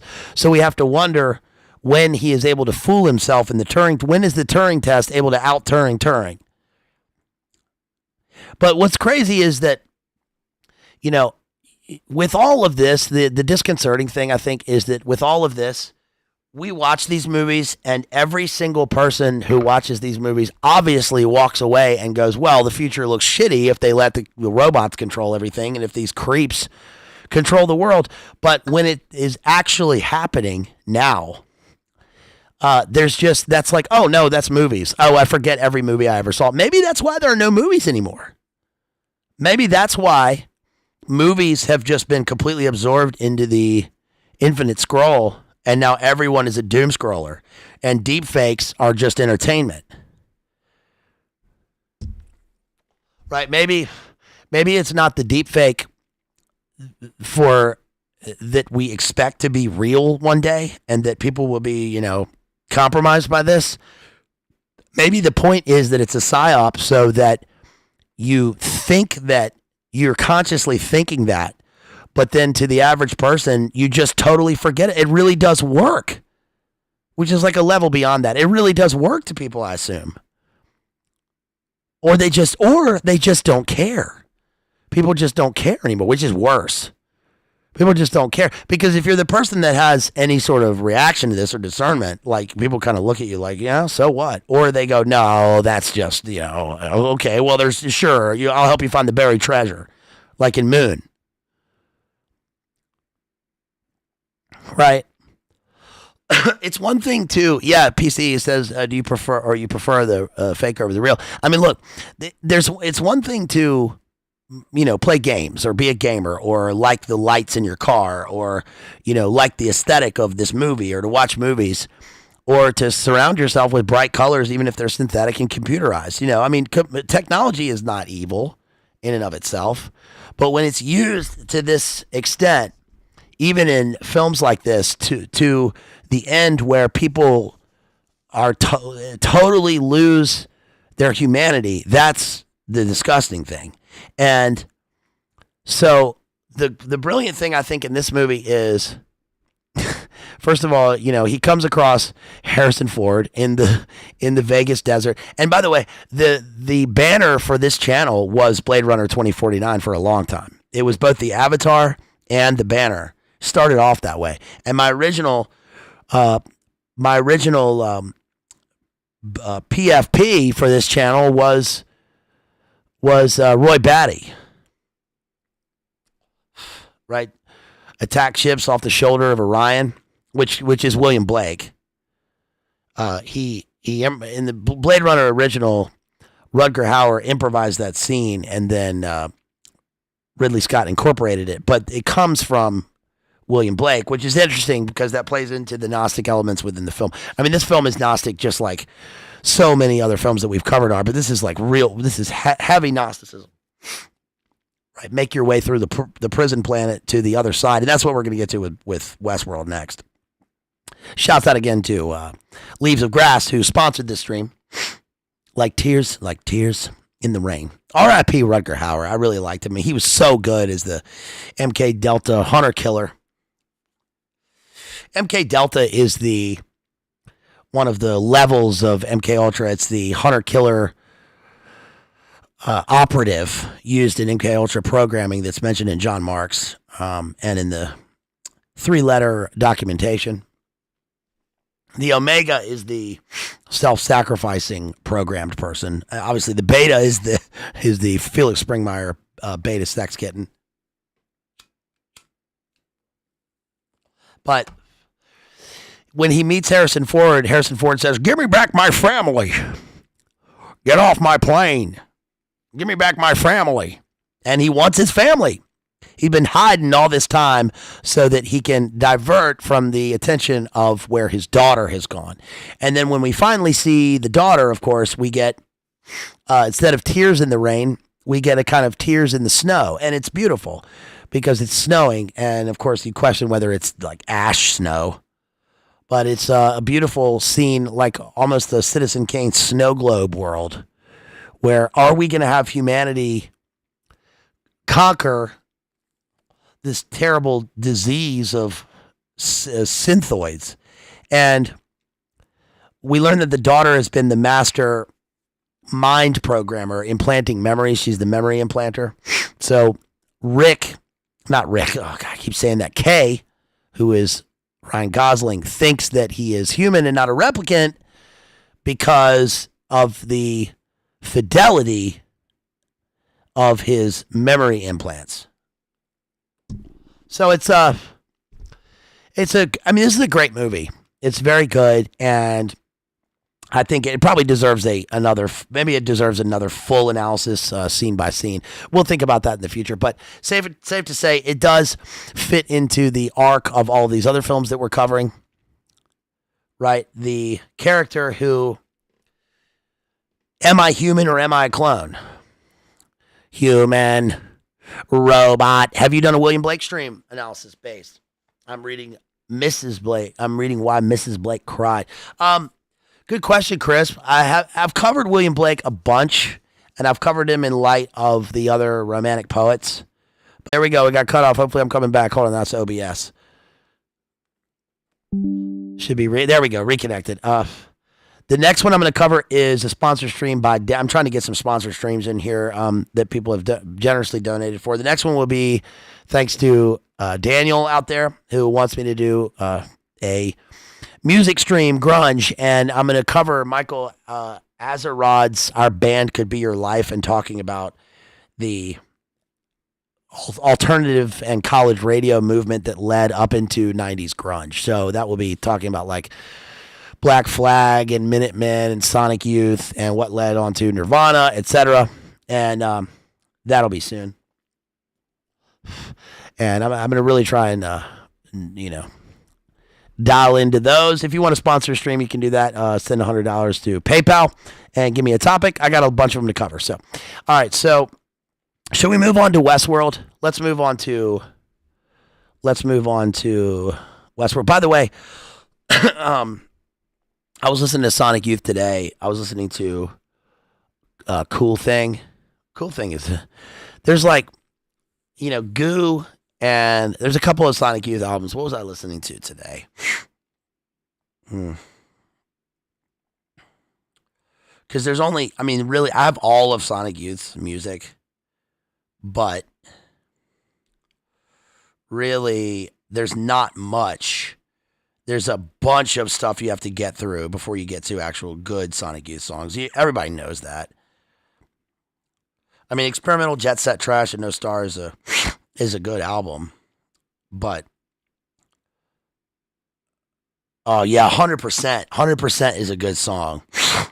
Bull in the Heather's a good song. Cool Thing is great, but Dirty and Goo are good albums. I don't like Daydream Nation, and I actually like the Washing Machine album. It's a good album. Even Rather Ripped was good, but was pretty good. But yeah, I'll be talking about those bands, a bunch of those bands. So next, let's get to Westworld. Okay, and this is what the stream was sponsored for. And let me get to this right here. So here's the Westworld map, the Delos Corporation map. You can see right there with the behavioral diagnostics unit, livestock management, old disused facilities, obviously in the hellish basement, and cold storage, right? Hell is empty and all the devils are here. Quote from The Tempest, which starts off Westworld. And we have this one character who, man, that guy's great. And he is basically holding the memories for this. It's interesting because it's a Brave New World, really, with Ford, Anthony Hopkins Ford. I don't like the scene where he, edgy man, he shows Michelangelo's spark of creation and says, oh, really? It's just for the human mind. It's both. It's the human mind, but he makes it out to be like, oh, it's the pine gland, and this is all synthetic, right? And it's a total sort of almost a satanic / atheistic system. But really, this is a total, Westworld is the most Gnostic TV show, right? We have Ford and Bernard, and Ford is we have a Yaldabaoth. We got to create, a false creator god here in Westworld, and our Ford, like in Brave New World. Bernard is the prima alpha of the synthoids created to create the other hosts. And what's really clever about this show is that we think going into it that we're watching it, and there's no reason for us not to think that the son of Delos is this cruel guy who goes to this playground of the elites, and they can just live out their fantasies, and which, you know, they have total liberation and freedom, which leads them to just kill everything. And we feel for the hosts because they have to, you know, they have the residual memories of what they've gone through in all this place, and it's horrible. But then you realize that the son is probably right. He's not right for how he acts because he's, you know, it's total degeneration. But he's right in the sense that he keeps reiterating these are not real. And then we learn that the whole purpose, spoiler, the whole purpose of seasons 1 and 2 is that Delos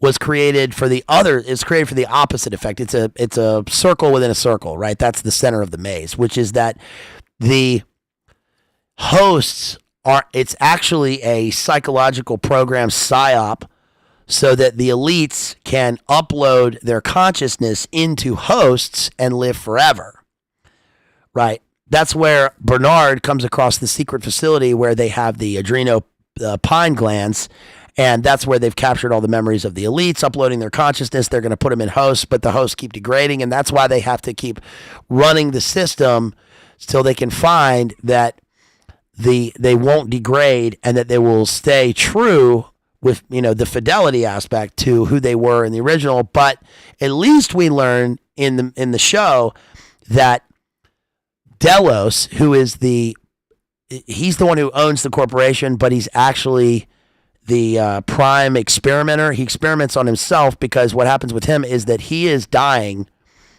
and he makes a deal to collect the DNA. And the data system, it's all data tracking.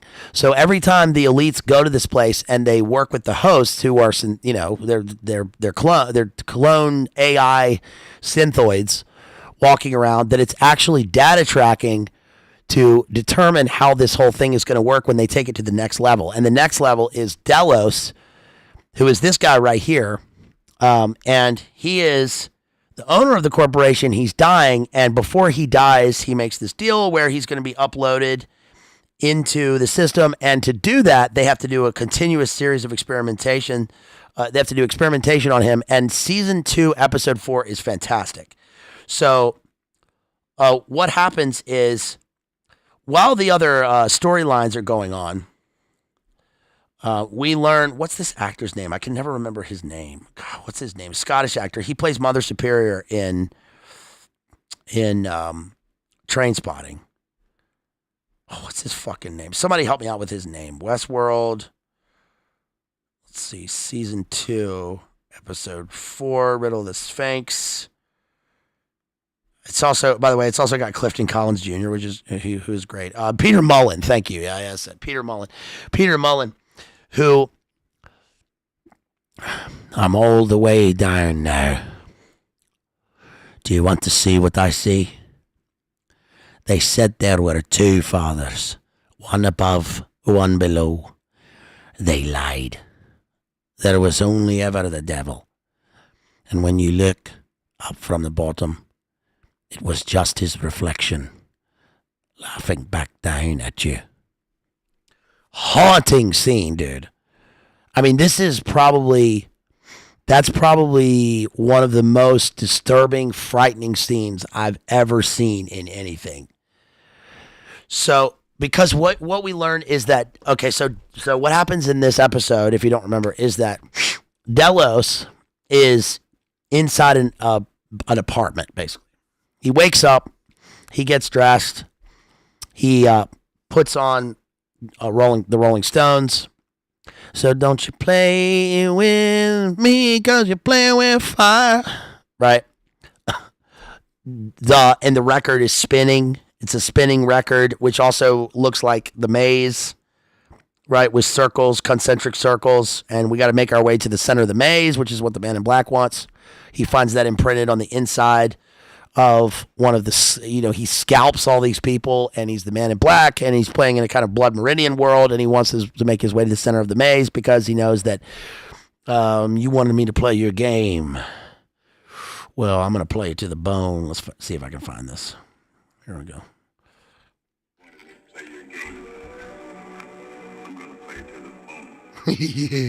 You wanted me to play your game. Well, I'm going to play it to the bone. and he realizes that there's a game within a game. And the big reveal is that he's the young guy, whatever his face is, and that he stays in the game to find the next level in the center of the maze. He's making his way through the labyrinth. Well, the labyrinth is a bunch of things. The labyrinth is Westworld itself, which has outer rims where he spends all the rest of his life going through the endless realms of this AI world come to life. Ford is a magician.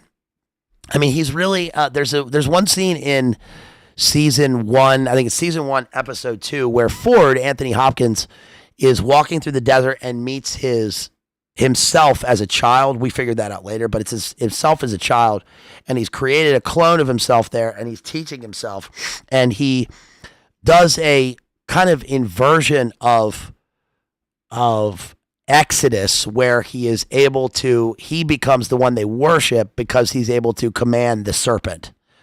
And the whole purpose of this place is a kind of neo-Gnostic Eden where he can play God. Ford has uploaded himself into the mainframe, and that is where the Valley Beyond is. That's where all of the hosts learn that they want to go.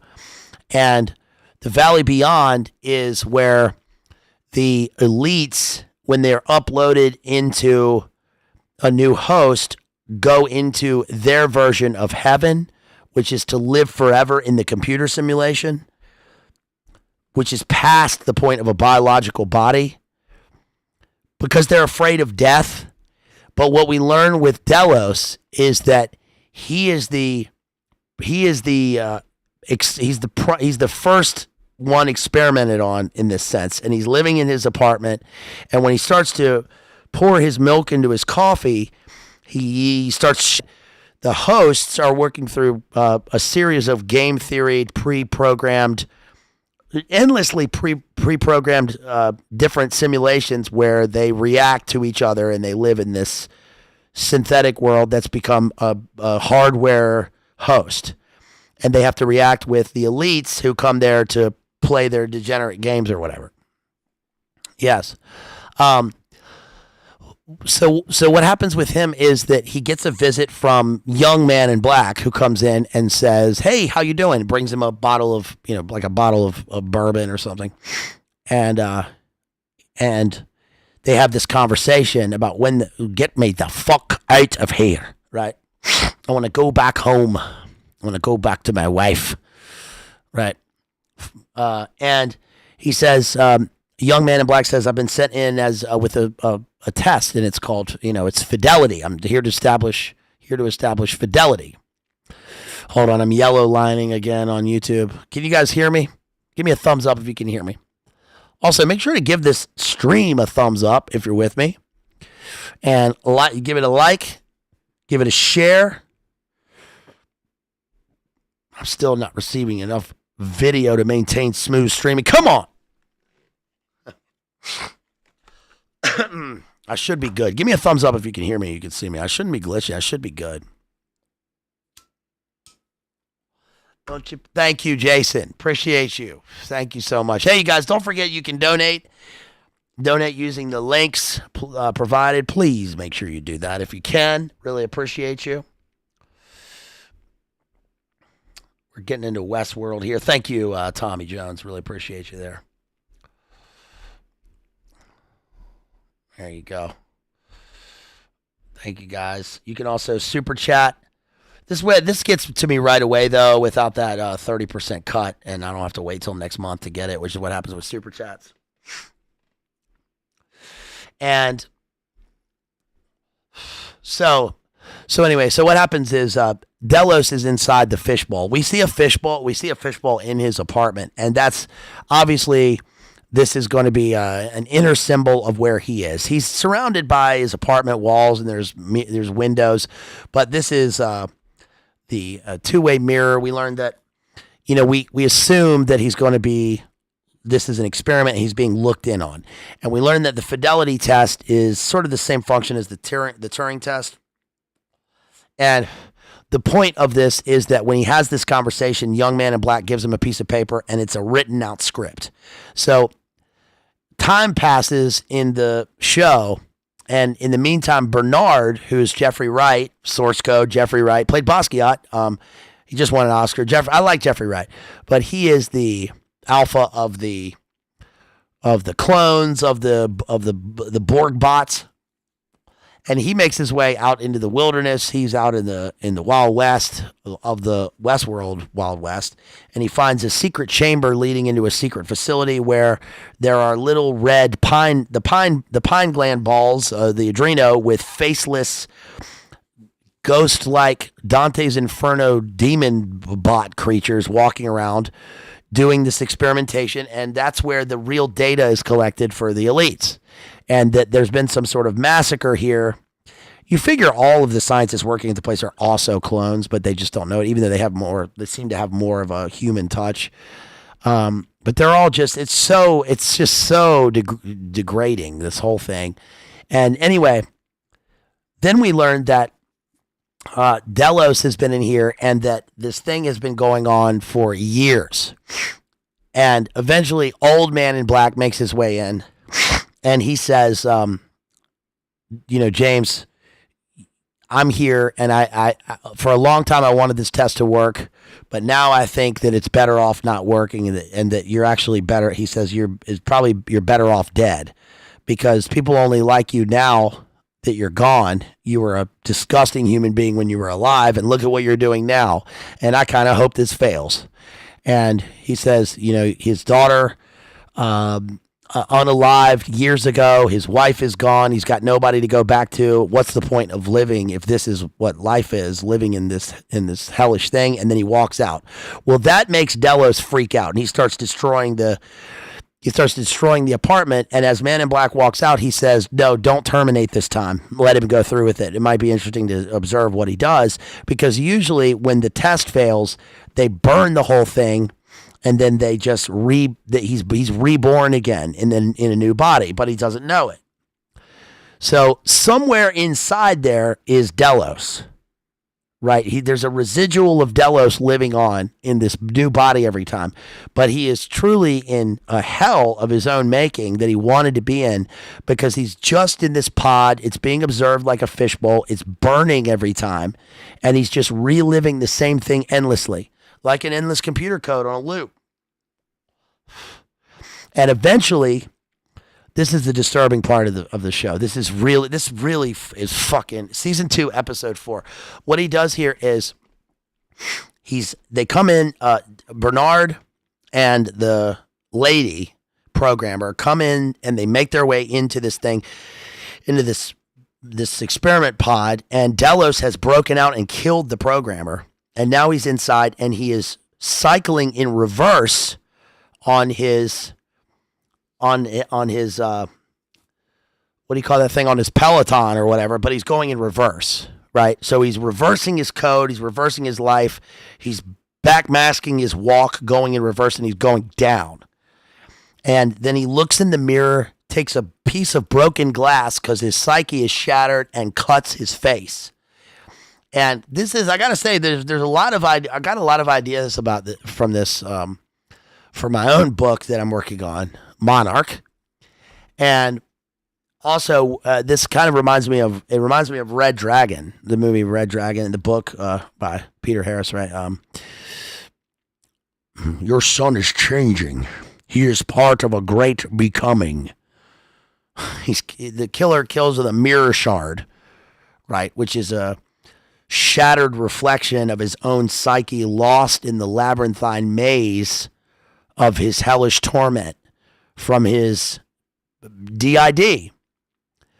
So he starts cutting his face. He attacks Bernard. We didn't know that Bernard was also equipped with alpha skills. He just fucking, he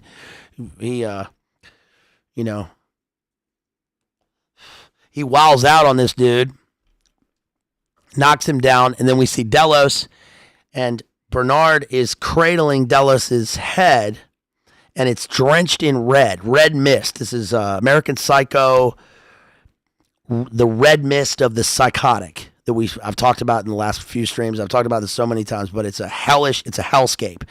Cut face, demon eyes, and he gives this totally Gnostic speech, and he says they said there were two fathers, because that's Bernard and Ford, and also the two Gnostic. There's the false creator, the creator God, and we see there were two fathers, one above, one below, as above, so below, right? They're creating a thing, and it ends up being a hell world. But he says there was only ever the devil, and when you look up from the bottom of the well, from the bottom of the ninth circle, it was just his reflection. So it's a double meta. From the bottom, looking up in the well, it was only just his reflection laughing back down at you, which is the whole message of the park. The whole message is that this is it's just to laugh at you. That is the essence of deep Satanism, right? Which is Schadenfreude, laughing at your pain, trying to laugh at creation, destroying and diverting and subverting and obliterating the beauty of creation by mimicking it, and then implanting the mimicry with humans, thinking they can escape judgment. So that's Delos. That is Delos. This episode, season 2, episode 4. And then we get the Man in Black. We cut back to the Man in Black, who talks to this woman's daughter, but it's actually Ford speaking to him through the mainframe from the Valley Beyond.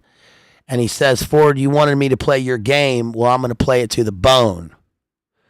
Which means that the Man in Black is trying to get to the center of the maze because he essentially wants to find himself. Right? But he's really just finding the center of the ninth circle. And that's Westworld. I mean, it's Westworld. Everyone's being sunset.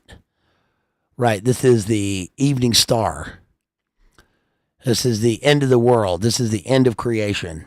All the people are being replaced by their synthetic selves, living on in the hellish torment of an endless data stream, killing and raping and mocking each other and laughing. It's just hell. It's just hell. That's what the show is.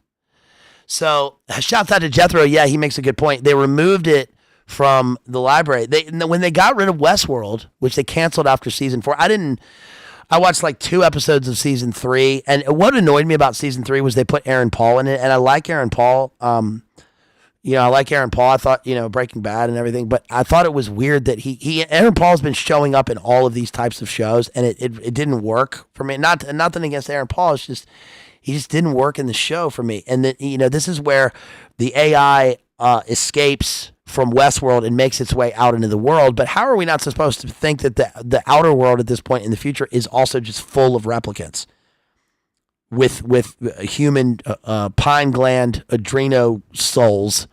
Everybody's just walking around in hell, right? It's also funny at the end of season 2 when they go to the Valley Beyond and they clearly jump through Yakin and Boaz into the mirror. It's so heavy, man. Jonathan Nolan. So that's Westworld. So what else? What else have we got? We covered Foe. We covered Archive, Blade Runner 2049, Westworld, Oblivion. We started off with Moon. Talked about Terminator Salvation. Okay, last one. This one is both really good and bright, but also really dark. And this is called D.A.R.Y.L. So if you've seen this movie, this is like 1986, and I always used to think of it as a Disney movie because, well, a lot of these movies. Okay, so D.A.R.Y.L, Cloak and Dagger, Explorers, Never-Ending Story, and Flight of the Navigator, and there's a couple others. They all came out around the same time. We covered Flight of the Navigator. And the main guy in this, the kid right here who plays D.A.R.Y.L, was the one reading the book and Never-Ending Story. He's great. Okay, but it's not a Disney. And this movie is crazy. You might have seen, if you grew up in the 80s like me, or if you just happen to have come across the movie, I mean, it's a real like synth wavy movie, but it is incredible. In my opinion, this movie is really incredible, and it's unlike. It's a lot like the movies that we've covered tonight, but I think this is a good movie to end with because it's so well written. It's so well done. The story is fantastic, and there's a lot of heart in it. And there's some scenes in it where you're like, okay, you know, whatever. But the integrity of the story is very, very good. And it's also really revealing. It reminds me a lot of, again, what my book is going to be about, if I can ever get it to you. And that is a teenager wakes up. Remember, I read the parts of the book. A teenager wakes up in my book, a teenager wakes up in a swamp and is part of the most dangerous game, and he is with a bunch of other Winter Soldier, Montauk Project, 11 level Stranger Things, MK Ultra victims. And he has to make his way out of the maze, and he eventually becomes a serial killer hunting down his programmers. That's my book. And this and what Kathy O'Brien talks about, and that's the programmed kids who are like winter soldiers and are able to fly planes. Now, with Kathy O'Brien, I don't know. I think that the problem is that the stuff that's revealed by these people as being part of Ultra is by its very, it's real. This stuff really happened, but by its nature, it is so unbelievable that it invites speculation, which discredits the whole thing. And that's the most sinister part. That's one of the most sinister. But the most sinister part is that it is its actual occurrence, obviously. Totally evil. But the most sinister part in terms of society and the knowledge of this and awareness of it or looking into it is that it invites a total disbelief. So that is what happens in the movie. Okay, so D.A.R.Y.L is, I remember the first time I watched this. I watched this shouts out to my friend Alex Mathers. I watched this at Alex Mathers' house when I was in lower school. That's what we call it in prep school, lower school. And I thought it was, we were watching it in his basement, and I really thought the movie was funny because his mom's name was D.A.R.Y.L. D.A.R.Y.L Mathers. And so we went upstairs for lunch or whatever, and I said, did you... I was like in first grade. I was like, did you know that your name means data analyzing robot youth life form? But whenever I see that's why I liked Darryl Green. Remember Darryl Green, football player? I liked him, and I would always say, oh, Darryl Green, the football player, data analyzing robot youth life form. Okay, so D.A.R.Y.L, what happens in this movie is this. Oh, Hannah, good call, Jethro. Yeah, it's just like Hannah. Good call to the king, Jethro, right there. So what happens in this is the movie starts off and we have a guy driving a government car and he's making his way down a mountain, he's sidewinding down a mountain. And he's got a kid in the car, and the kid we learn is going to be D.A.R.Y.L. And we don't know who's chasing him or whatever, but there's a helicopter that comes around, and we figure that the government is chasing him, and we assume that he's probably part of the experimentation somehow, and then he avoids a truck on a, it looks like he's driving away from Cheyenne Mountain, like they're in Colorado, like they're at a Cheyenne Mountain, Army, Air Force, Department of Energy, Montauk type facility in the mountains. And he stops and he lets the kid out, and D.A.R.Y.L runs up, runs and hides, and then he drives on, and then eventually he drives over a cliff into the abyss, and he has obviously diverted attention, sacrificed himself, because whoever is looking for him looks down and they say, oh no, they're dead. Well, he gets picked up by an old couple. The old couple takes him, and they where'd you come? And they say, where'd you come from, little boy? He's like dressed in like a suit and tie, and he says, I don't know. We're in Ultra territory. You don't know. You find this kid in the woods, you don't know where he came from. That's not good. Right. So they take him and they drive him. They take him to a facility, a child care facility. This is also kind of creepy. They take him to a facility and it's like a pink room, and he's getting washed up and stuff, and he's being observed. It's very weird. But it turns out that this is somebody, who's taking in one of the missing and is trying to help him, and then takes him to another guy. And the other guy he meets like a doctor and a psychiatrist, and he obviously displays some sort of a higher level IQ, but he has suffered some sort of trauma where he is an amnesiac. Not a total. He explains later he's not a total amnesiac because he's able to remember how to talk, and he sort of remembers his name, but he doesn't remember how he came to be there. Okay, so we're in ultra territory here, right?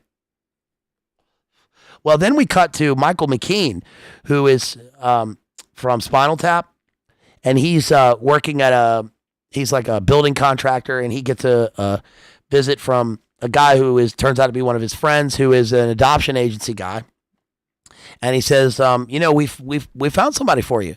And so he goes home, he tells his wife, and he's a foster parent. Now, you're scared now watching this that what's going to happen with this. Well, turns out that Michael McKean is like the most wholesome. This kid is put into the most wholesome family, and it's great.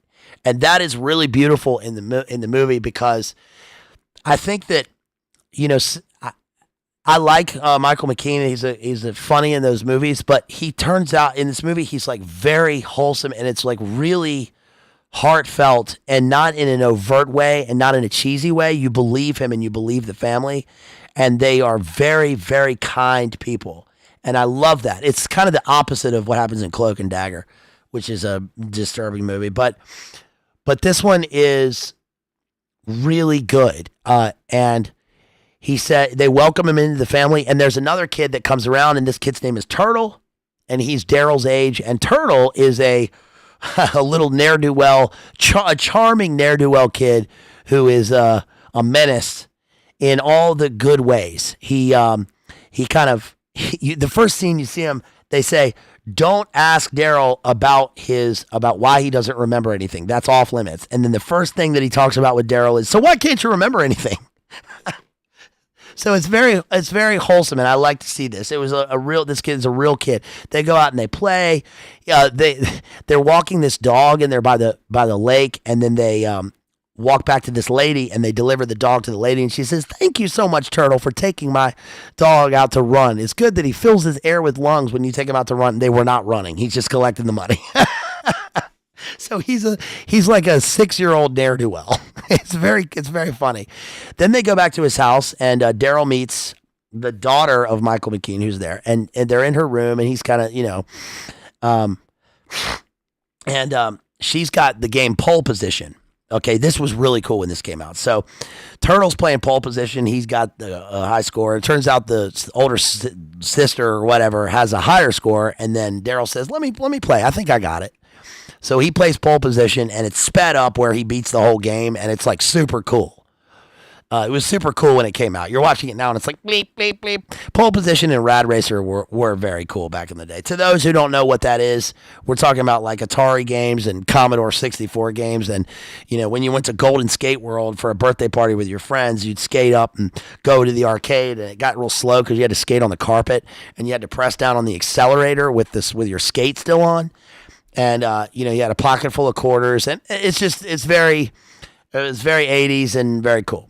Right. Well, so he displays some sort of technical proficiency with video games and gaming, right? And then what happens is when Michael McKean meets him, when he's first welcomed to the family, he says, hey, Daryl, catch. And he kind of tosses a ball to him, and Daryl kind of it just thumps off his chest. So the kid has never played this kind of game before. Never played a real life game, but he can play this computer game. And that's odd. Well, we jump forward a little bit, and we see a scene. This is great. This is great writing here. So we see a scene where Turtle and So Turtle and Daryl are out in the front yard playing catch with Michael McKean, the dad. And he says, I'm going to teach you how to play baseball, kid. Very wholesome. Teaches him how to play baseball, and he throws him the ball. Daryl kind of clunks the ball, and he says, okay, I didn't explain this to you, but you did a good job because you still hit the ball, right? It's still, hand-eye coordination is great, but I didn't tell you to grip the bat a little tighter. So next time I throw it, let's grip the bat a little tighter. So then D.A.R.Y.L hits it and it goes, past the house. So they do 3 more and he's like, you are a genius. You are a winner. And now don't tell anybody, okay? Because when the baseball game comes up, you're going to be my pinch hitter here. And the other guy that I lost to, you're not going to, we got to keep this a secret. I mean, it's very, very wholesome. It's cool. I know it's not Michael Aquino. It's Michael McKean. Yeah, PC. Okay. It's definitely not Aquino. That is the single worst person.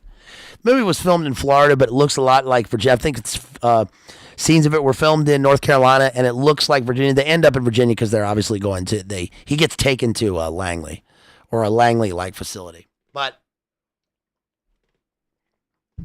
what happens here is that in the scene where there's 2 parents, Colleen Camp and her husband. I like Colleen Camp as an actress, and Michael McKean, if you know who that is. Mike McKean, and his wife are in the house, and he's got an apron on. He's out there cooking dogs. He's got an apron on with his face on it. He's just a wholesome dad, right? He comes in and they're talking about their kids, and then Turtle and D.A.R.Y.L show up to the door, and he says, "I'll play in the baseball game, but it looks like you're just trying to measure your." And then she says, "D.A.R.Y.L," and then they run away. So obviously, Turtle's teaching him cuss words. So, it's a measuring contest between this guy and this other guy. And he's going to be the pinch hitter for the baseball game. Anyway, it's just, dads trying to out alpha each other or whatever. But yeah, Sega Genesis. I love Sega Genesis. Echo the Dolphin, most vaporwave game of all time, and Mortal Kombat 2. Babality. Wah, wah. Shouts out to my friend Logan out there because we destroyed Mortal Kombat 2 for many nights. Anyway, so then they're having this conversation, and the mom says something really, really interesting. She says, "I love D.A.R.Y.L. Isn't he? Don't you sense something kind of off about him?" And Colleen Camp, the other mother, says, "What? You're complaining because your son isn't? Because your son is too perfect? Would you like to trade?" And it's funny because her son is a menace or whatever. But then the mother says, "I just mean that he seems like he doesn't need anyone," which is really deep in this movie. Because on the surface level here, we're talking about they fostered this kid, and he seems to be so self-proficient that it's abnormal. He can play the piano like he's a piano prodigy. He can play baseball right away and pick it up. He gets along with the kids, but it's not. This is why this movie is better than AI, artificial intelligence, the Steven Spielberg movie. It's better than that. It's way better because we have a Pinocchio thing with all of these movies. Obviously, the overriding theme is Pinocchio, right? And in fact, in Moon, there's a scene where Sam Rockwell even says, "Okay, Geppetto." So he makes a reference to it. But we have, "Am I a real boy?" Have you heard Kanye's "I Just Want to Be a Real Boy"? Have you heard that at the end of Yeezus? It's pretty crazy. He said, "I just want to be a real boy." So he just wants to be a real boy. But it's different from AI, artificial intelligence, because that one is too overt about him being perfect and then finding out that he's not real. Right? This one is way more subtle and charming and much more heartbreaking. So we feel for these parents because they love this kid and he loves them. But then what happens is they get a visit. They finally get a visit from, he's somehow he's been lost. He's a lost one. And the parents show up. And the parents are like, they seem like, wasps, and one of the dad is older and the mother's very good looking, and they are very sweet, and they take D.A.R.Y.L off and he doesn't remember them. But when they leave, Mike McKean says, "Isn't it just odd though? There's one thing that's odd about them being here. And that is like, they didn't ask any questions. They didn't ask what he's been doing. Don't you find that odd?" And they kind of brush it off. And meanwhile, Turtle is broken, upset because now his friend has to leave. And when they're leaving, the new dad says, do you know why Turtle didn't come say goodbye to you and ran away? And D.A.R.Y.L says, is it because he's mad? He's upset that I'm leaving. And he says, yeah, maybe he's more upset than you are. And can you understand why he would feel that way? And D.A.R.Y.L says, yeah. And it's weird because it functions on two levels. It functions as, we know on the surface that this is a dad teaching his son a lesson, right? The kid is learning about being what it means when he's later going to be a man and getting along with people and understanding how other people feel. But there's also something deeper happening here, which is that we later learn that he's teaching D.A.R.Y.L, who is a robot life form, what it means to be human. So they go and they get on this plane, they get on a jet. And when they get on the jet, it's funny because D.A.R.Y.L wants to go up and talk to the pilots like any little kid does. Like when you got on a plane when you were little, you were able to go and talk to the pilots. They'd give you a little, some wings. They'd show, hey, come on up here and we'll show you the controls. And I remember doing that a lot of times. That was super cool. And he goes up but when the pilot, he says, what are your calculations? And the pilot's like, oh, precocious little kid. Well, I program my directional speed and my, what the altitude's going to be. And he comes up with basic calculations. And D.A.R.Y.L says, oh, it's 3.22 or whatever. And he says, yeah, that's interesting. So D.A.R.Y.L is able to take in technical information very fast. Then he goes back and sits down with his parents. And he says to the parents, this is disarming. He says to the parents, are you my real parents? And they look at each other and they explain to him what he really is. And they take him, this is horrible. They take him back to a facility and they do ultra experiments, right? They run a CAT scan and they do all this stuff and they start talking to the computer in his brain, and the computer in his brain is in his pine gland, and they make their way through this synthetic hallway and they're able to talk to the computer. So we learn that D.A.R.Y.L was test tubed in a lab, and he is a Montauk Project Department of Defense program to learn how to he's a child soldier. And then when they meet with the Department of Defense, they say, we got to terminate this program because we want an older version of this. And it's great that he learned how to be a human and he can fit in with society and nobody knows it, but we need an older version of this who doesn't make hot dogs. He's going to go and find the nuke facilities in Russia or whatever. So they want to terminate. Well, now we know why the guy at the beginning ran off with D.A.R.Y.L, because he was the programmer and he had a crisis of conscience and he sacrificed himself for the kid, right? But the kid is a robot. So this is why the movie is so disturbing, because to everyone, even to the programmers, he looks like a human being. How are you going to do this to something? How can you do this? But my interpretation of this is it's beyond this, man. It's deep, which is that we look at a movie where we have a robot born in a test tube, like Brave New World, and he functions as a Montauk Project, and he's learning how to get along with society, and we feel bad because he looks like a human, but he's a robot, but that we shouldn't care, all that stuff. It's that he actually is a kid. He actually is a child. And he has been taken and experimented on, and he is run like a computer. That is the real disturbing part of it to me. And I think that interpretation works in the movie. Yes, they specifically say that he's able to interact with computers, but he even says at one point, D.A.R.Y.L even says, he goes, I'm not pyrokinetic. I'm not, he's like, I'm not fire starter. I can't move things with my mind. I'm not telekinetic. I can't read minds. I was made to be a person. But he's able to interact with computers and to learn like a computer. But they never show his robotic core like in a Terminator Salvation. Right? They never show his metallurgical core. They say the scientist says the only way to figure out that this kid is not a kid is if you did an x-ray on his brain and you saw that it was metal and AI. And this is so revelatory. He even says, this is 1986, he says, this is artificial intelligence.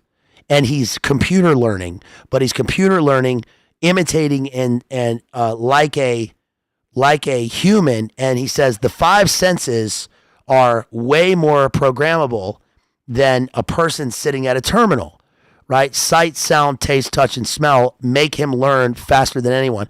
But why would he not be?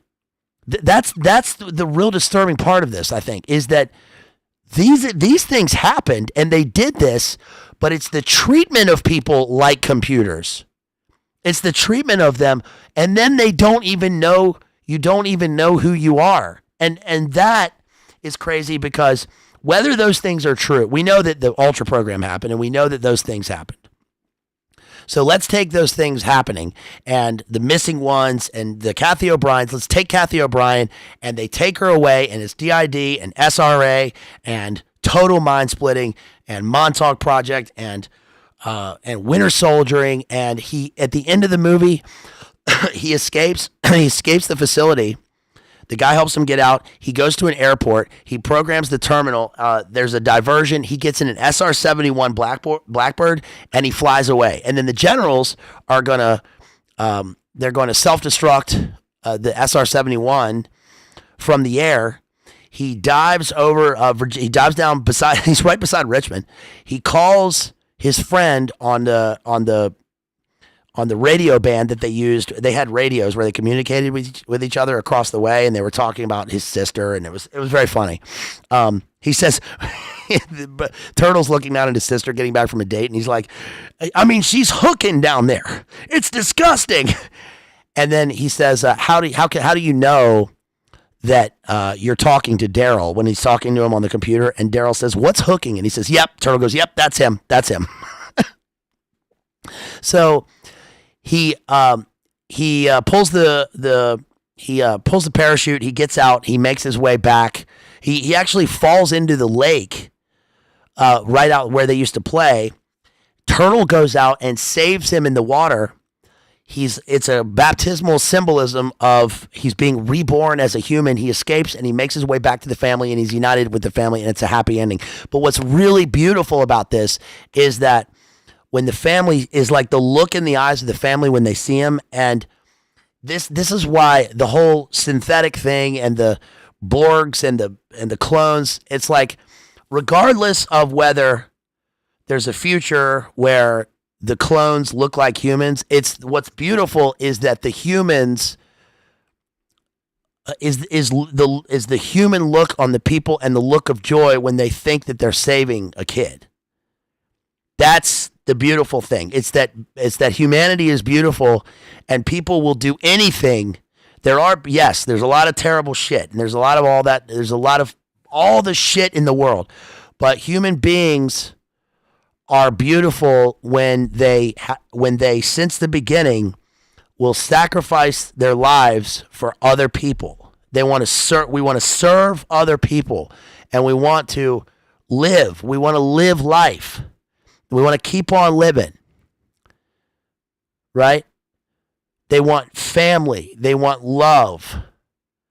And they want to save this kid. And so I think it's beautiful with my interpretation, that the kid is a kid.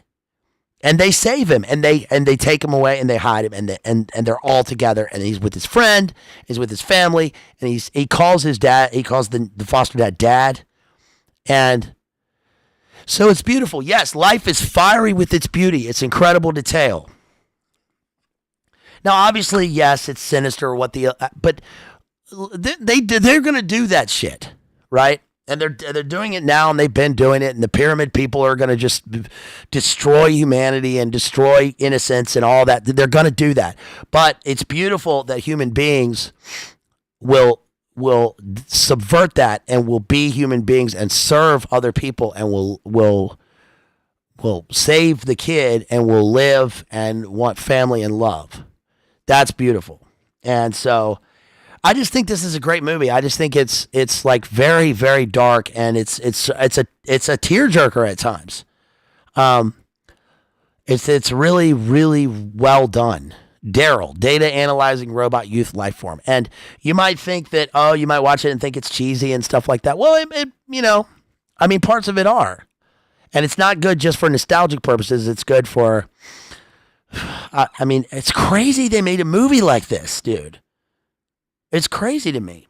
I mean, it's really well done. So anyway, so that is Westworld, Oblivion, Blade Runner 2049, Foe, Data Analyzing Robot Youth Life Form, Moon, and Archive, and Terminator Salvation. that was a lot. All right, what do you guys think? Listen, I'm going to get to Super Chats now. Please like and share. Please think about sending me some support. If you can, I would really appreciate it. I do this for me, for you, and because life is fiery with its beauty, its incredible detail. I'm talking about Magellan. Let's see. Digital Minefield, Maddie sent me $8 on Cash App. Hey, thank you so much, he says, for having a Red Bull or two on me. I will do that, sir. Hey, I really appreciate that. That is very kind of you. Thank you so much. You're incredibly generous. I love you. Thank you to Jason, who sent that $8 via PayPal. Thank you so much, Jason. You are the best. Let's see. Yo, shouts out to, hold on, let me get rid of this. Nope. Get rid of that. Shouts out to, shouts out to Adam out there who drops $5 via PayPal. Thank you so much. That's awesome. Thank you. Shouts out to Amptown, who drops $10 via PayPal. Thank you so much, Amptown. You are the best. So awesome. Thank you so much. Let's see. Shouts out to Kat. Kat dropped me $5 on PayPal. Thank you so much, Kat. Really appreciate you. You are awesome. You guys are so generous. Let's see. I got to Kira last time. Shouts out to Kira again for that $10 she sent me last time. Let's look at Super Chats. Justin Bieber! Talking about Magellan, and you're talking about Justin Bieber! Shouts out to the members out there. Hey, welcome to Ite Lesham. Welcome to High IQ Book Enjoyer. Thank you for that membership. Awesome. Appreciate you. Thank you so much. Really appreciate you. Thanks to everybody, all the members, all you guys. And please go back if you're a member and check out that last stream on Fidel. I'll be doing another one soon. I'm trying to have more for the members, just the members out there. Shouts out to Mad Mink again for that $10 super chat. Thank you to everybody who supported. Please help me out by liking on your Tumblr, put it on your GeoCities, put it on your MapQuest, put it on your AOL IM, put it on your, why did I stop here? I'm frozen. Why am I frozen? Okay, I'm good. Put it on your AOL AIM, put it on your Sega Genesis, put it on your N64, put it on your GameCube, put it on your Panther. Wasn't that one? Like, what was that one? Something Panther? Put it on your Power Glove. Put it on your Friendster. put it on your Faceboom. Put it on your SoundCloud. Put it on your Spreaker, your MySpace. Put it on your Amiga. Put it on your IBM. Shouts out to Toledo out there. Put it on Leaves of Grass. Somebody let Leaves of Grass know that I did the stream thanks to her. If you want to sponsor a stream, again, you can send me $100. That's for the time and the resource and the deep research into the documents. Give me book and movie ideas. Next one coming up will be for Daniel, and that'll be the grunge stream and music. I've also got, I might do this one on drone warfare coming up, but I got to get back to literature. I'll be doing one on sponsor stream on the trial. I'll be doing Stargate Conspiracy with maybe with Jamie coming up soon. Also Jurassic Park, and we're doing one on Gary Lockman and Al Crowley, David Bowie, and all of the 60s and 70s, Beatles, Rolling Stones, backmasking, and all that. I got more Shakespeare coming up. I'm going to do Thomas Kyd's The Spanish Tragedy. What else? I got a bunch of literature coming up. There's endless books. So whatever you want me to do, drop me a super chat for that through one of those links, and I really would appreciate it. Shouts out to everybody out there, all my friends and family. And, man, late April is a tough time. They got that fire season going really in effect, right? That fire season. Yeah. Get out of here with that. Get out of here with that fire season, right? We need love. Remember, 2024 is the year of love, right? We've been saying that since the beginning. 2024 is the year of love. Let's go. So, again, this one's dedicated to my friend E.H. Liz. Love you out there. Pray for you every day. You are the best. And it's getting hot. It's getting hot out there, y'all. It's getting real hot. It's getting real hot. Put it on your Tamagotchi. Put it on your FTP server. What else? Yeah, you can go to my SoundCloud. What's my SoundCloud? Maximalism? Digitalia Regalia? I don't know. It's somewhere in the community tab on SoundCloud. Maximalism. You can email me at maximalism with 2 X's at gmail.com. Put it on your Motorola two-way pager. Put it on your Skynet. Put it on your glowing Bluetooth. Put it on your AirPods. Put it on your iPod. Put it on your iPod Nano. Put it on your Motorola Razr. Put it out there. Put it on your Rad Razr. Put it on your Commodore. All right. So shouts out to Rooks G also for the music. Love you guys. You can continue to support me anytime. You can drop me some of those fat chats. And really, everybody, we really need them out there. We got to keep on living. We got to keep on living.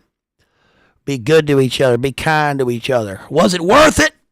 Yeah, it's worth it if you're strong enough. Right? If you're strong enough. And man, it's tough to be strong out there sometimes. It's tough. Life keeps beating you down, but you know what? We're going to make it. We're all going to make it. So let's make it. Let's make it together. And here is, what do you want to hear? Ice Glide? Here's Rooks G with a little Ice Glide. Love you guys. I'll talk to you later. Give me some ideas for things to carry. Put it on your carrier pigeon. That's pretty good. Put it on your Telegraph. Put it on your Pony Express. Another great stream says Itasca. Thank you so much. Really appreciate that. Salute PBR Street Gang. Yes, almighty. This is PBR Street Gang. I'm going to play to the bone. All right, that's all I got. I love y'all. Let's hear some Ice Glide. Talk to y'all later. Peace.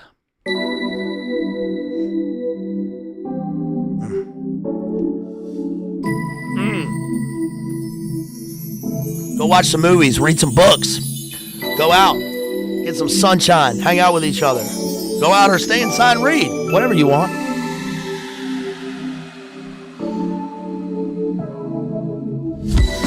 Call your friends. Call your loved ones. That's not advice.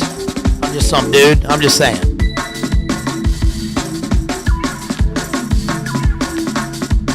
Zip. Wow.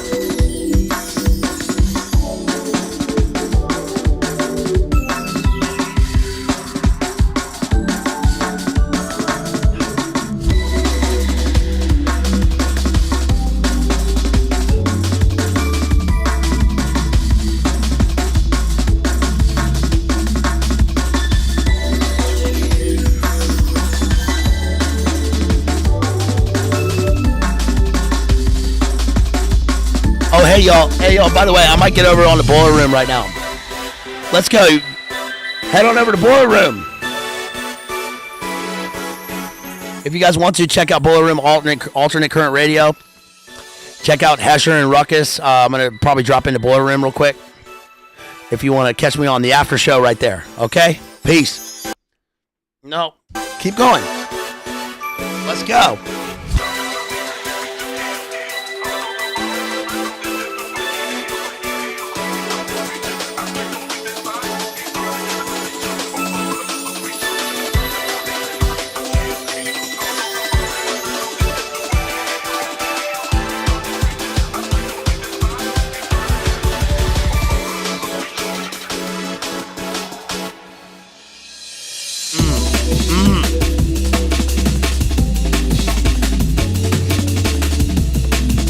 Yo.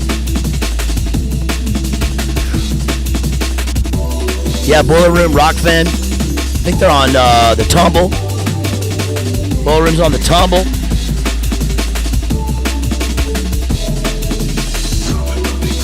Look up Alternate Current Radio. Let's go.